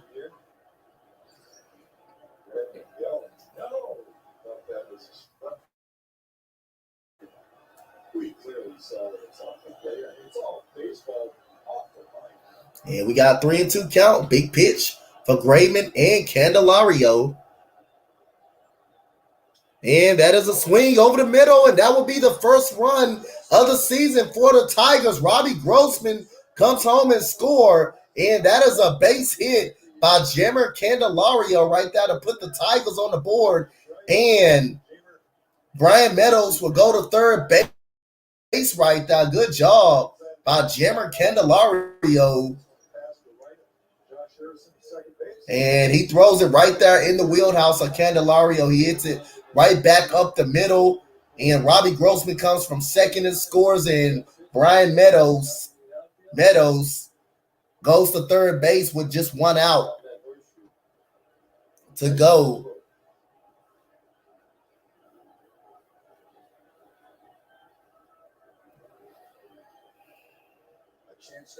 And here goes Miguel Cabrera right here. A chance to add on another run or put a 3-3 spot on the board. And there goes Candelario getting a look at first base. But Miguel Cabrera is a ground ball candidate, so hey.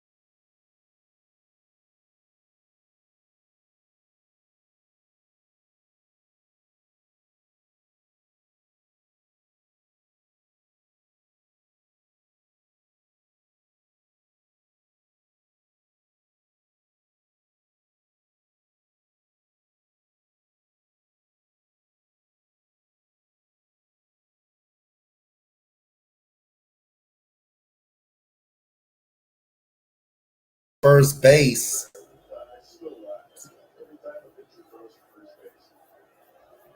And we got a 1-0 count.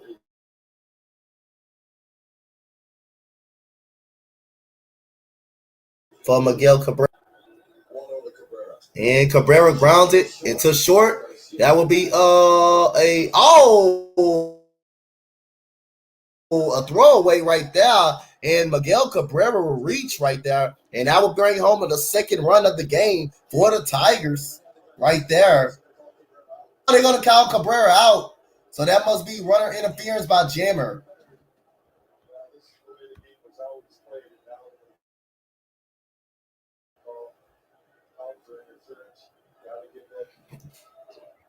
You'll see this call very seldom.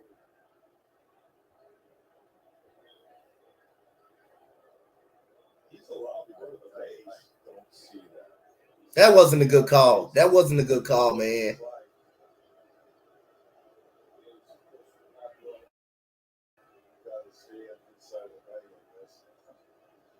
It's interesting. You could go on the opposite side of the bag and get tagged out. If you're trying to steal it like this, you can't do it in that regard. He was called out, as was Cabrera. All right, so it is what it is. They need to review that, but I think that's the right call. I think that's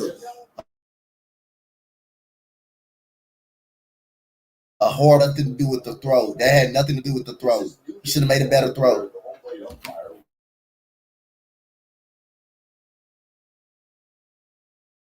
will announce the and then they will announce to the crowd what the decision.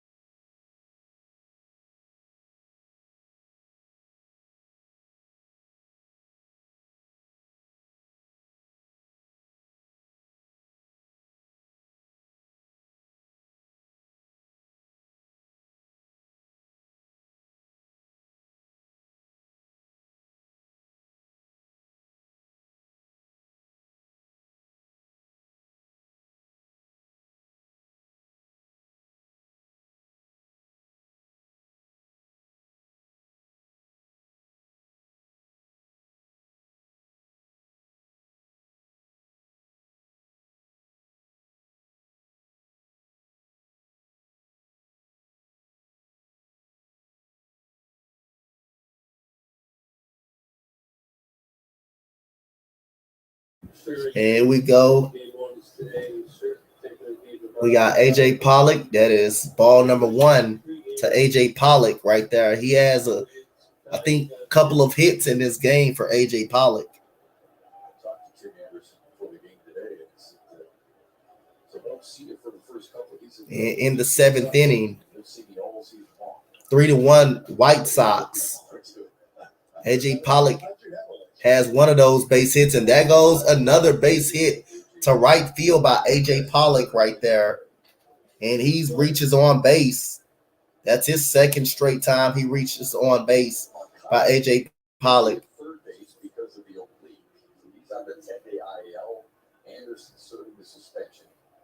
Starting left side of the infield, and then we had mentioned Eric Crochet out for the year, and Ryan Burr, valuable member of their bullpen, is out to start the season. He's on the IL.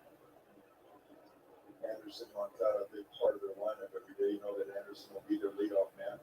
But Pollock doing a great job. And we got Luis Robert at the plate. And that is strike number one to Luis Robert. 93 wins, the most since 2005. They were able to win the division, even though Luis Robert batting now 3 for 2 with a double and a single for Luis Robert. He has an RBI double. And that is strike number one, a swing and a miss by Luis Robert. A couple of key players that are on the IL for a long time. I gotta imagine, you know, this third night, as a manager, you're probably just got that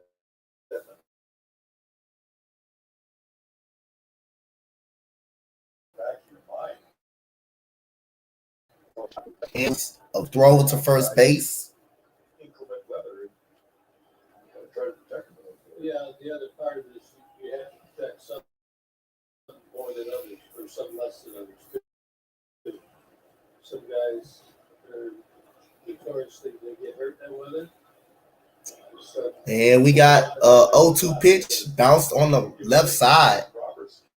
That is a strike. Ball number one.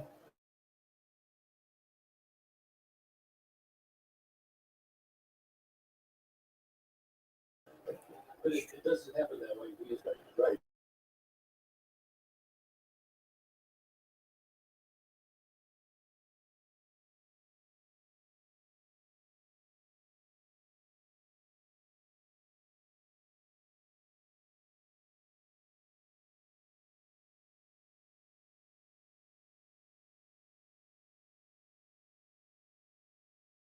I think some will push through it. Cautious. I do think they're. And we got the 1-2 pitch to Luis Robert. And that is a ground ball. That is a foul ball by Luis Robert right there.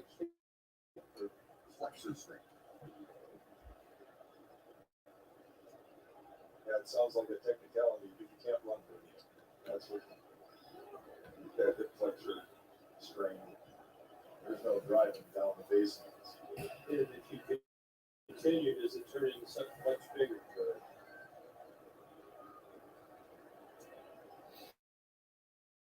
And we got the 1-2 count to Robert coming up. And that is a hit.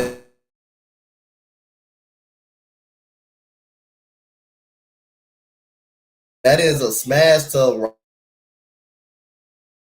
right there.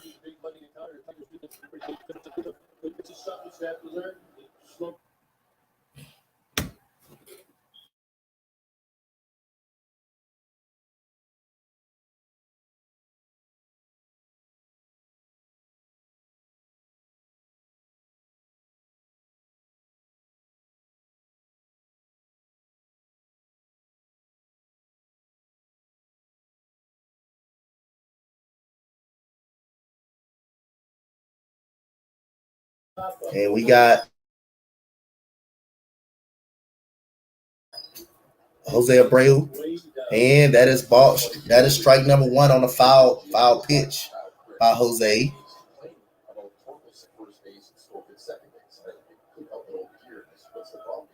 Well, on MLB, the video game, they're not listed as a first baseman or a second baseman. Scope's a first baseman and Torkelson's a third baseman. What's wrong with the game? I was losing it. And here we go. We got strike ball number one to Jose Abreu.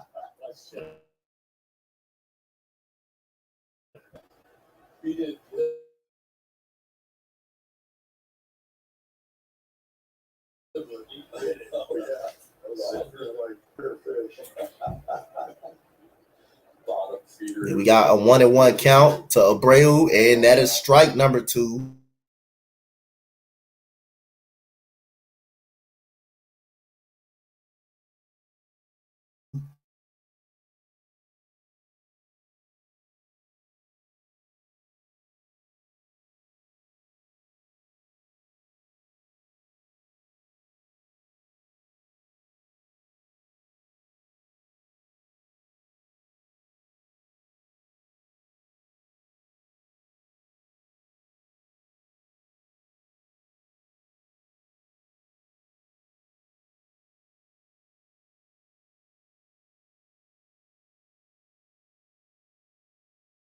A 1-2 count to Abreu. Jose Abreu.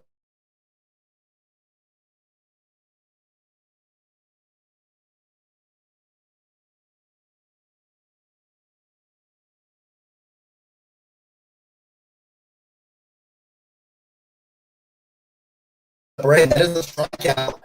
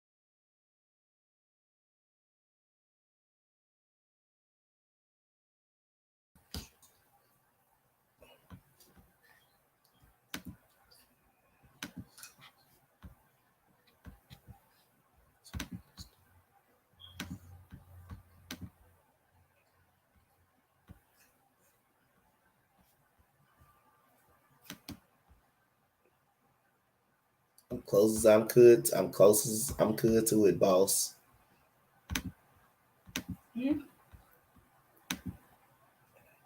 Say what?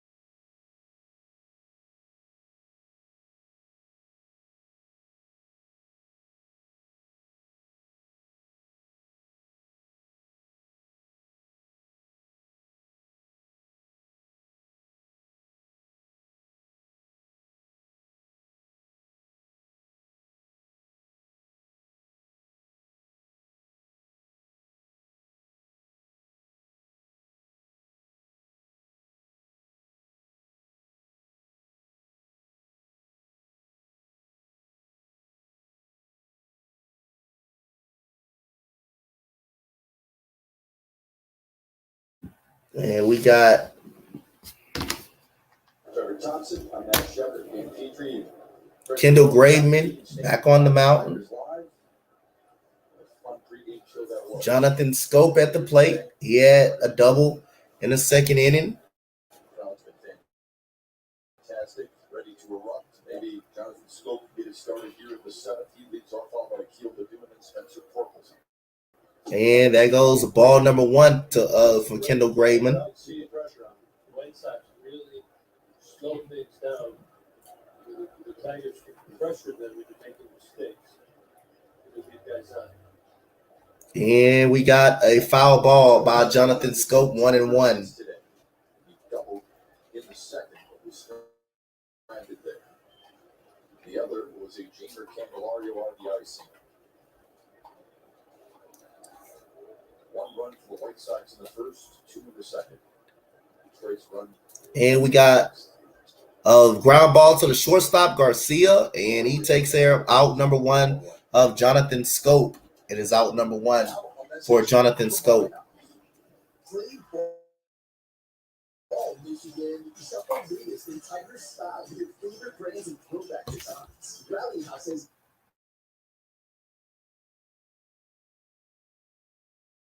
A little commercial thing.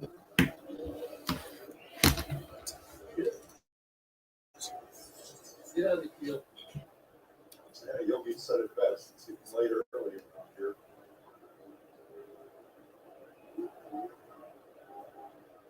And we got Keel Badoo.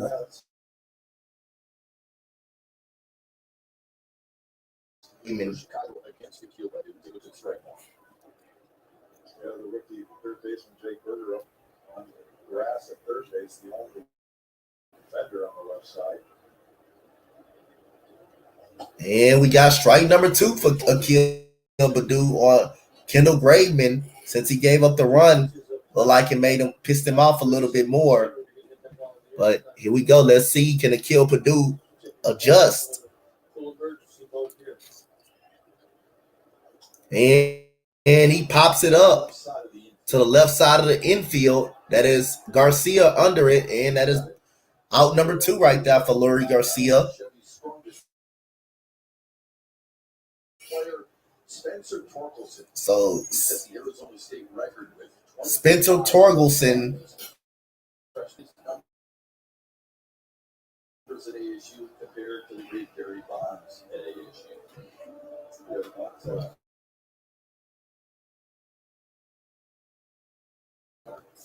Certainly going to go down in their folklore as one of the best baseball players that ever played.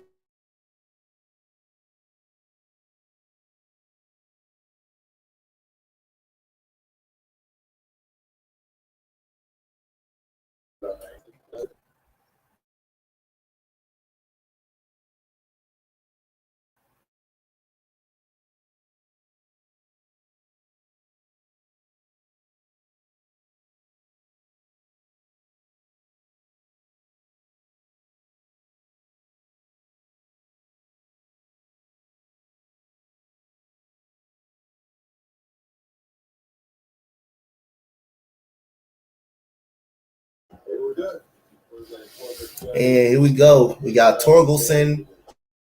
That is ball number one to Spencer Torkelson. I think he's 0 for 2 right here.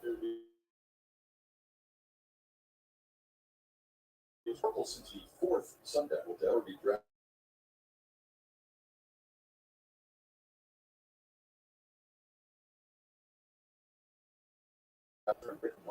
And that's strike number two on the outside left corner for Torkelson. And Kendall Graveman, the ex-Astro, who went to the World Series last year with the Astros, 19 pitches, 1 run for Kendall Graveman. And 1-2, and that is strikeout looking on Spencer Torkelson. And we will head to the 8th inning. 1-2-3 inning by Kendall Graveman as Monty Grandal leads it off for the White Sox.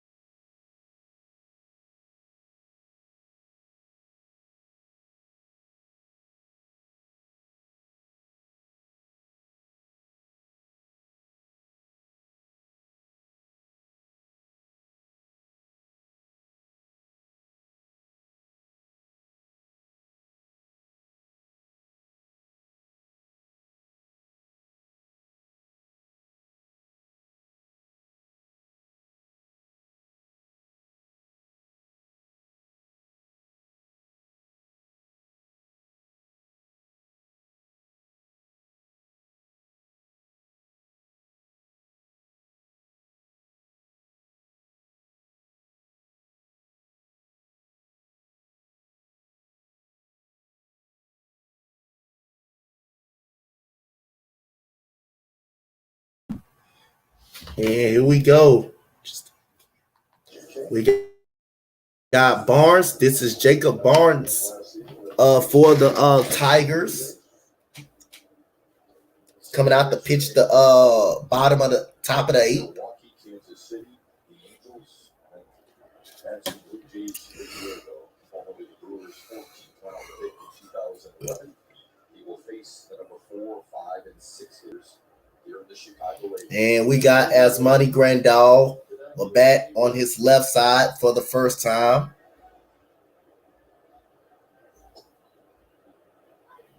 Big league experience, so important for AJ Hinch coming out of that bullpen. We saw Hutchison get out of that jam there. And that is strike number 1 on Asmani Grandal. Barnes needs to keep it right where it is. Well, AJ's not unique. There's a lot of pitching staffs that are trying. And that is ball number 2. Ball number 1 for Asmani Grandal. This is Jacob Barnes pitching. And it's 3-1.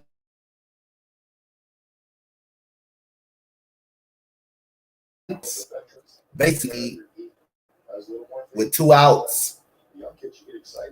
And that is ball number 2 to Asmani Grandal.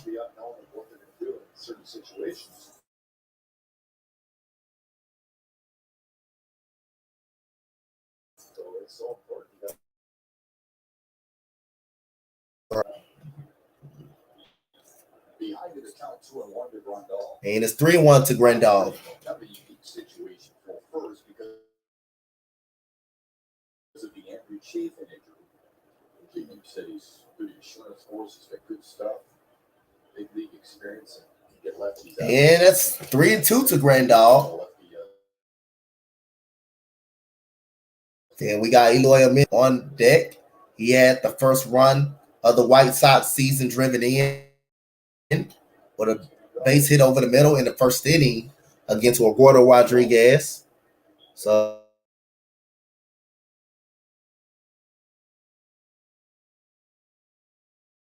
Badu right there. Wait.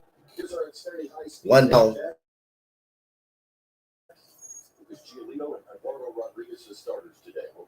So they both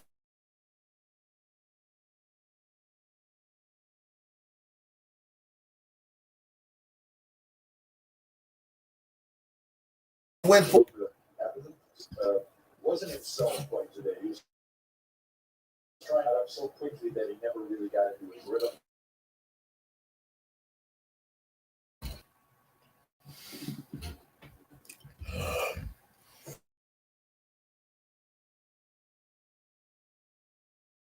Eloy Amidez takes strike number 1 for Eloy Amidez. 27 second. That's why the pitch count was climbing quickly for Eduardo Rodriguez.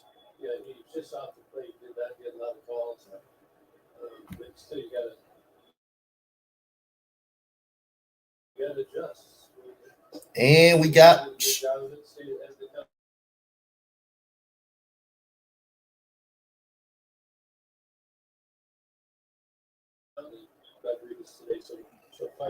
one.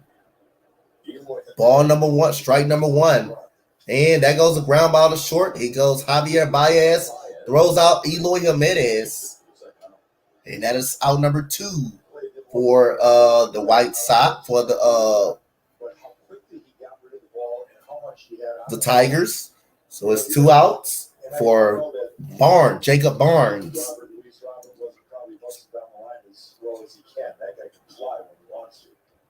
Because the cool weather, he probably wasn't really busting down there, but Baez had to get rid of that ball quickly, and he did that. A little drizzle down there. Such a huge difference for pitchers. You've got a defense you trust behind it. And we got Leury Garcia. And, ooh, that is ball number 1 right there on the inside for Leury Garcia. On a regular basis, there's got to be a massive change for him. Candelario, Baez, Stowe. And so here we go. In the outfield. And we got a foul ball by Leury Garcia. You know, it's about, and I have the wrong runner there, folks. I apologize for that. That was Eli Jimenez running down first, not Luis Robert. But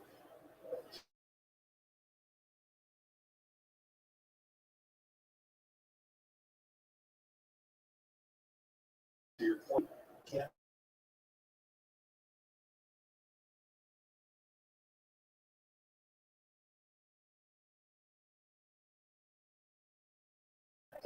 We head to the bottom of the 8th. Pitches to get through his Tigers debut.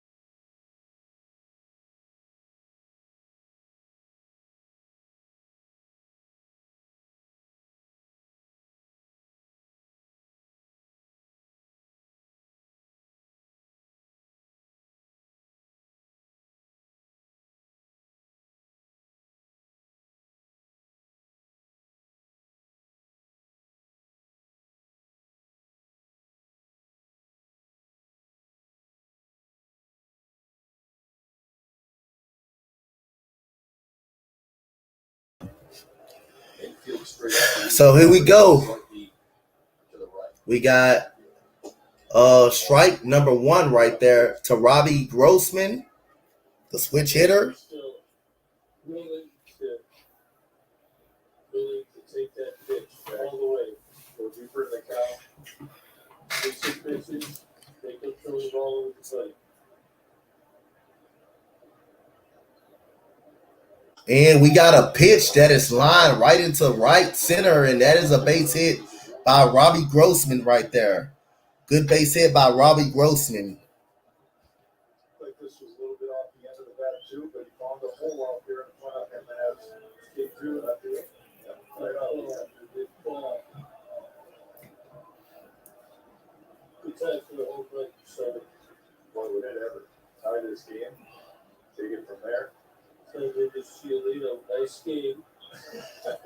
Gotta finish. And here we go. We got Brian Austin Meadows, who has 2 walks in the game and a flyout for Austin Meadows. And so that he calls time. Bummer calls time. 27 home runs last year for Austin Meadows. Well, he's walked twice, so he's seen the ball fairly good today. And that is strike number 1 off Bummer. Right there, swinging and miss off Austin Meadows. So AJ Hitch could have hit Cardo,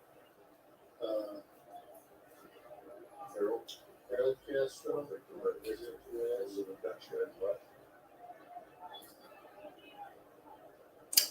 And we got a walk-off right here by Austin Meadows. So he's going to reset, get back in the batter's box. He's going to give Austin Meadows an opportunity. Like it. That was his 2 for 2 in his career against Aaron Butler. There you go. And AJ probably knows that. They've got all the numbers. And that is ball number 1 for Austin Meadows off Aaron Bummer right there. So we got Soto. We got Soto in the bullpen pitching. It'll be amazing if the Tigers get the lead right here going into the 9th. The home half of the night. And we got Bummer. And that is a pitch outside. That is ball number 2 right there. 95 mile per hour fastball by Aaron Bummer.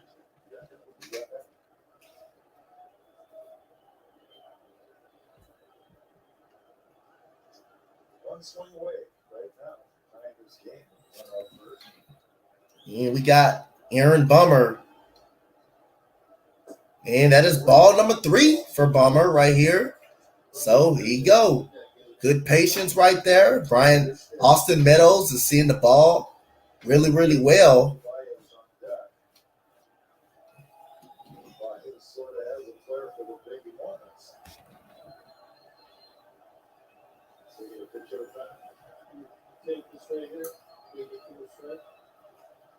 And here we go. We got Aaron Bummer. 3-2-2. And that is another walk for Bummer right there. And third of the day for Austin Meadows. And we have Javi Baez coming in the game, coming at the batter's box, who can flip this game to a 4-3 ball game, who can easily flip it to a 4-3 ball game. Easily flip it to a 4-3 ball game. Easily he can flip it. This is the game right here as we approach the last few outs.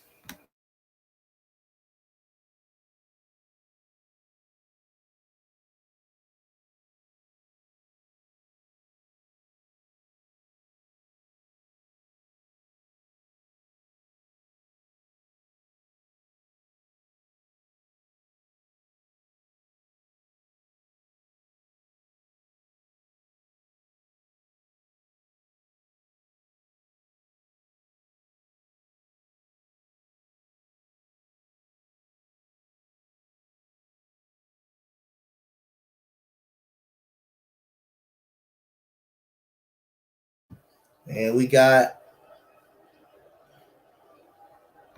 Javier Baez. He's 0 for 3, 2 strikeouts. And Bummer has to be careful right here. Within the blink of an eye, this can be a 4-3 ball game right here with Javi Baez right here. The pop he's got in that bat, this can easily be a 4-3 ball game. And Bummer, ooh, and that is strike number 1 right there. Said, what the hell? How we only up 2 now? Hey man, because Kendall Graveman gave up a base hit to Candelario. And we got runners at first and second. Nobody out. Ooh, I'm surprised Javi Baez ain't try to swing and crush that pitch right there. Now he's down 0-2. I'm surprised he ain't try to crush that right there. That was hanging. That was saying Javi Baez hit me up out of the park right there. Javi Baez swings at that. He could probably hit that somewhere far. And that is ball number 1 for Aaron Bummer right there on Baez right there. So he's still up in the count 1-0.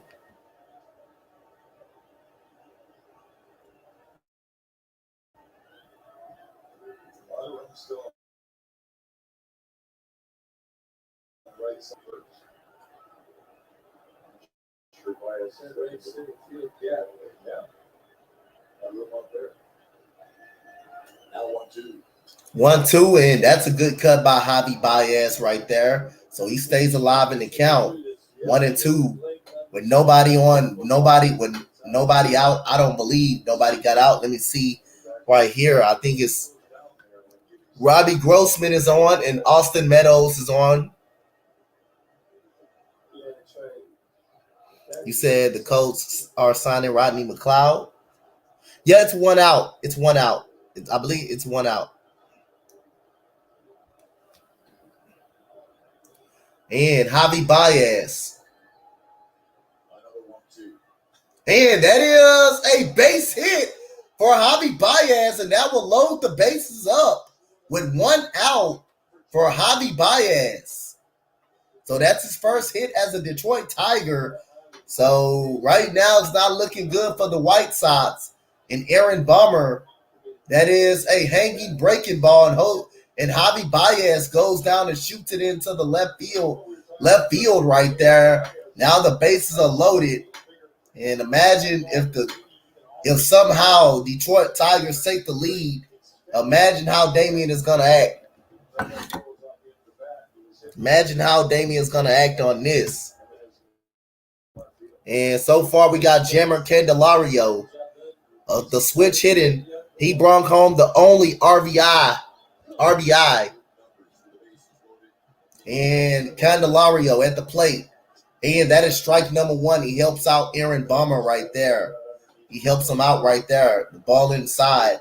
And Candelario brought home the only run for the Detroit Tigers against the ex-Astro Kendall Graveman.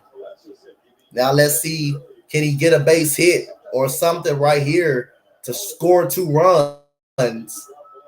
And that is a ball inside right there for Aaron Bummer.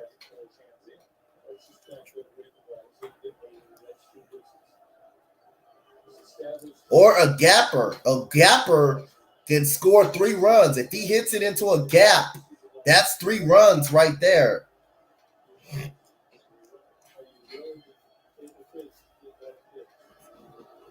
And Aaron Bummer.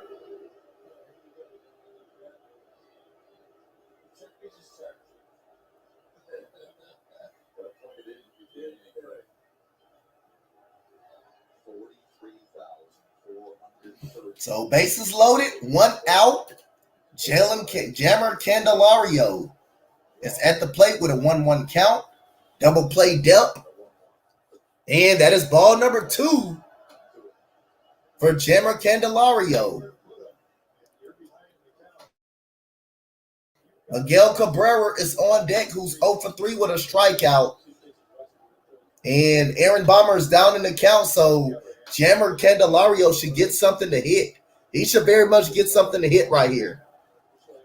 He should get a pitch that he likes, that he can handle. And Aaron Bummer with the 1-2 pitch. That is a ball down the right field line, but that's a foul ball. So now a lot of pressure. The pressure is still on Aaron Bummer to make a good pitch to try to get Candelario to chase. Or if you can get him a sacrifice fly, that will be fine. At least you give it up. At least you get an out. But you do give up a run, but you do get an out. It's many things that can come in this scenario. And if you're Jammer Candelario, you're trying to protect. And that is a strikeout. That is a good call. That's a strikeout. A slider on Candelario right there.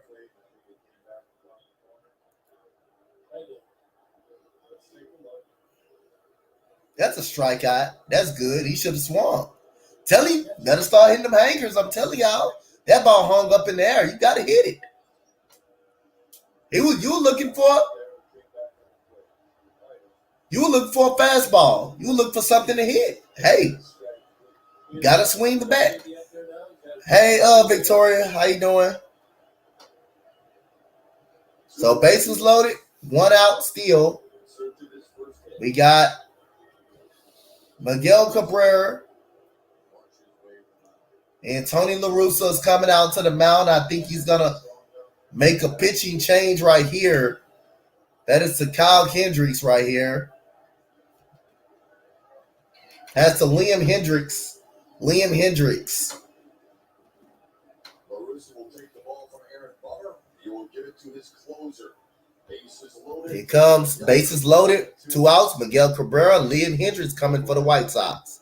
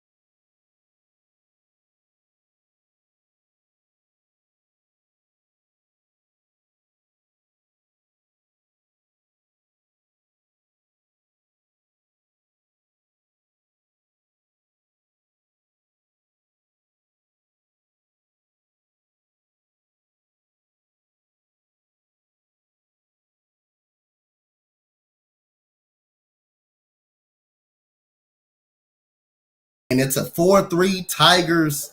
It's a 4-3 White Sox lead. My bad, y'all, man. I'm having internet issues. My bad. He had a slider right there that just did the old Okay. spin mode, spin cycle, and stay right all over the plate.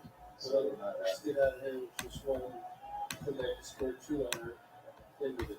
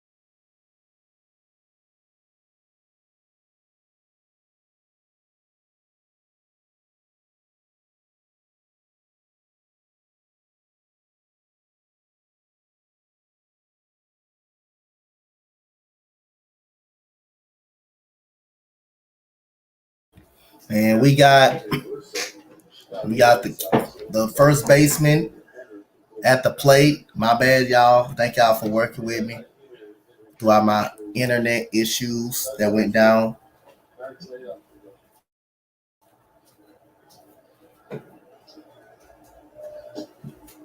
High and tight to make it full.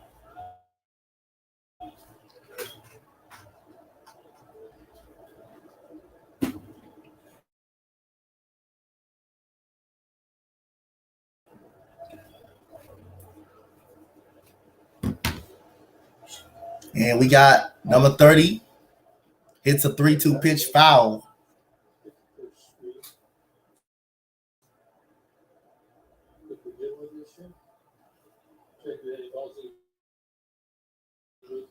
So it's a 4-3 game. So the Detroit Tigers did tie the game up. I don't know who tied the game up. Must be Miguel Cabrera. Miguel Cabrera, I think he tied it up. And that is a walk for Soto. So we got the top of the lineup, which is AJ Pollock.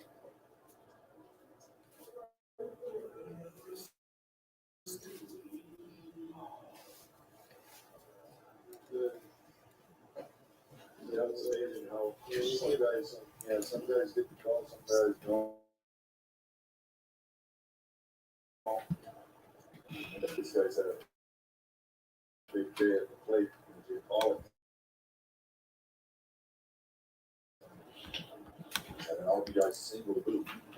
And we got AJ Pollock with the double and a single today. And that is a foul down the right field.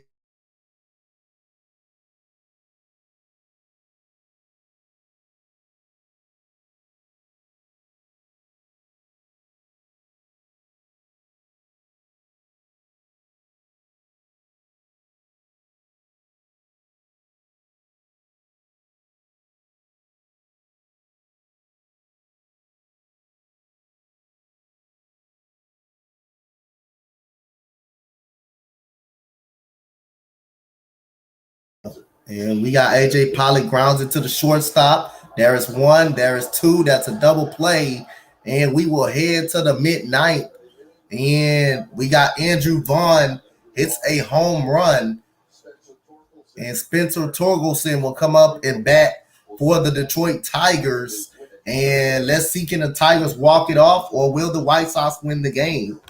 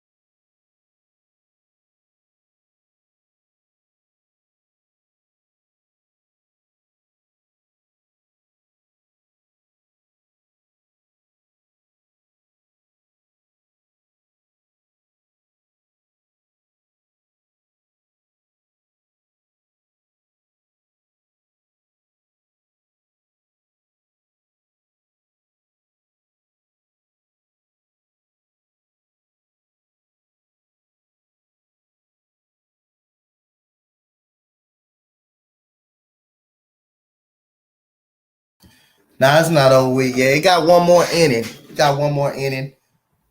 If the White Sox can get 3 outs without the Tigers scoring, the game is over. But like I said, I appreciate you guys from working with me pretty much. From working with me, man. I pretty much. And here we go. We got Liam Hendricks pitching to Targleton, and he gets strike number 1 for Targleton, Spencer Targleton, and that is 0-1 on Torkelson. And that is ball number 1 for Liam Hendricks on Torkelton. These are times like this.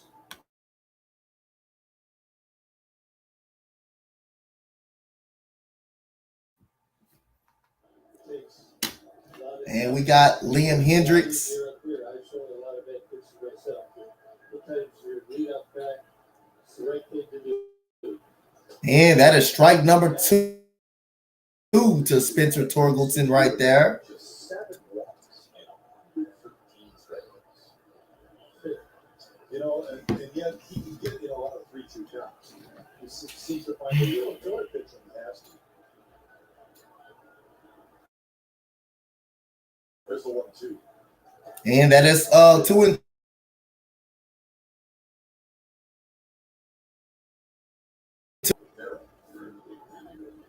Second straight season, he won that award. Led the league in saves, led the league in whip. It's express. And we got Torkelson with the 2-2 count. And that is a strikeout.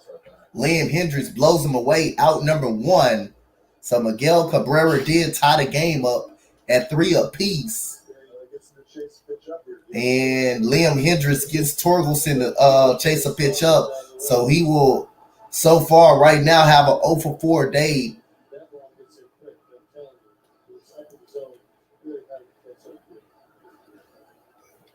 There's Eric Haas. So we got Eric Haas right here.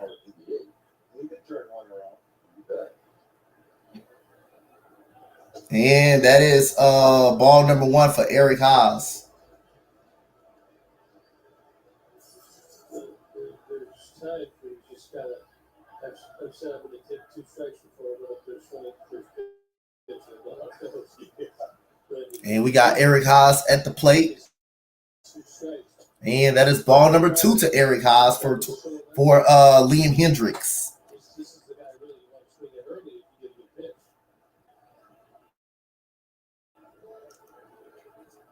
Haas in the top 10 among American League rookies a year ago in a lot of power categories.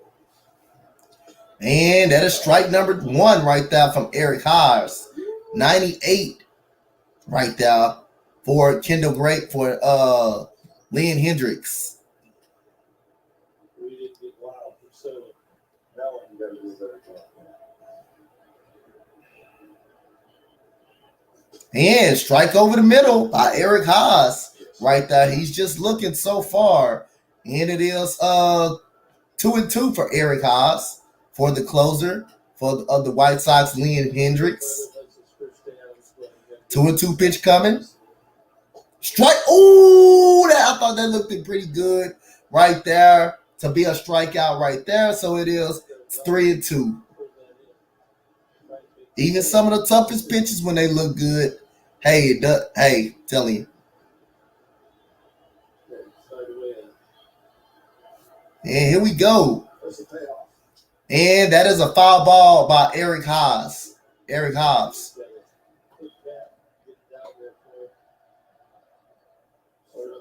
He's seen a lot of fastballs here, so he should have a time. You got to get set. You got to let it travel a little deeper. Try to get that slider. That's just it. 3-2. He might throw the breaking ball here. And here we go. Eric Haas, and he swings and chases a pitch out of the strike zone, but he fouls it away, so he stays alive.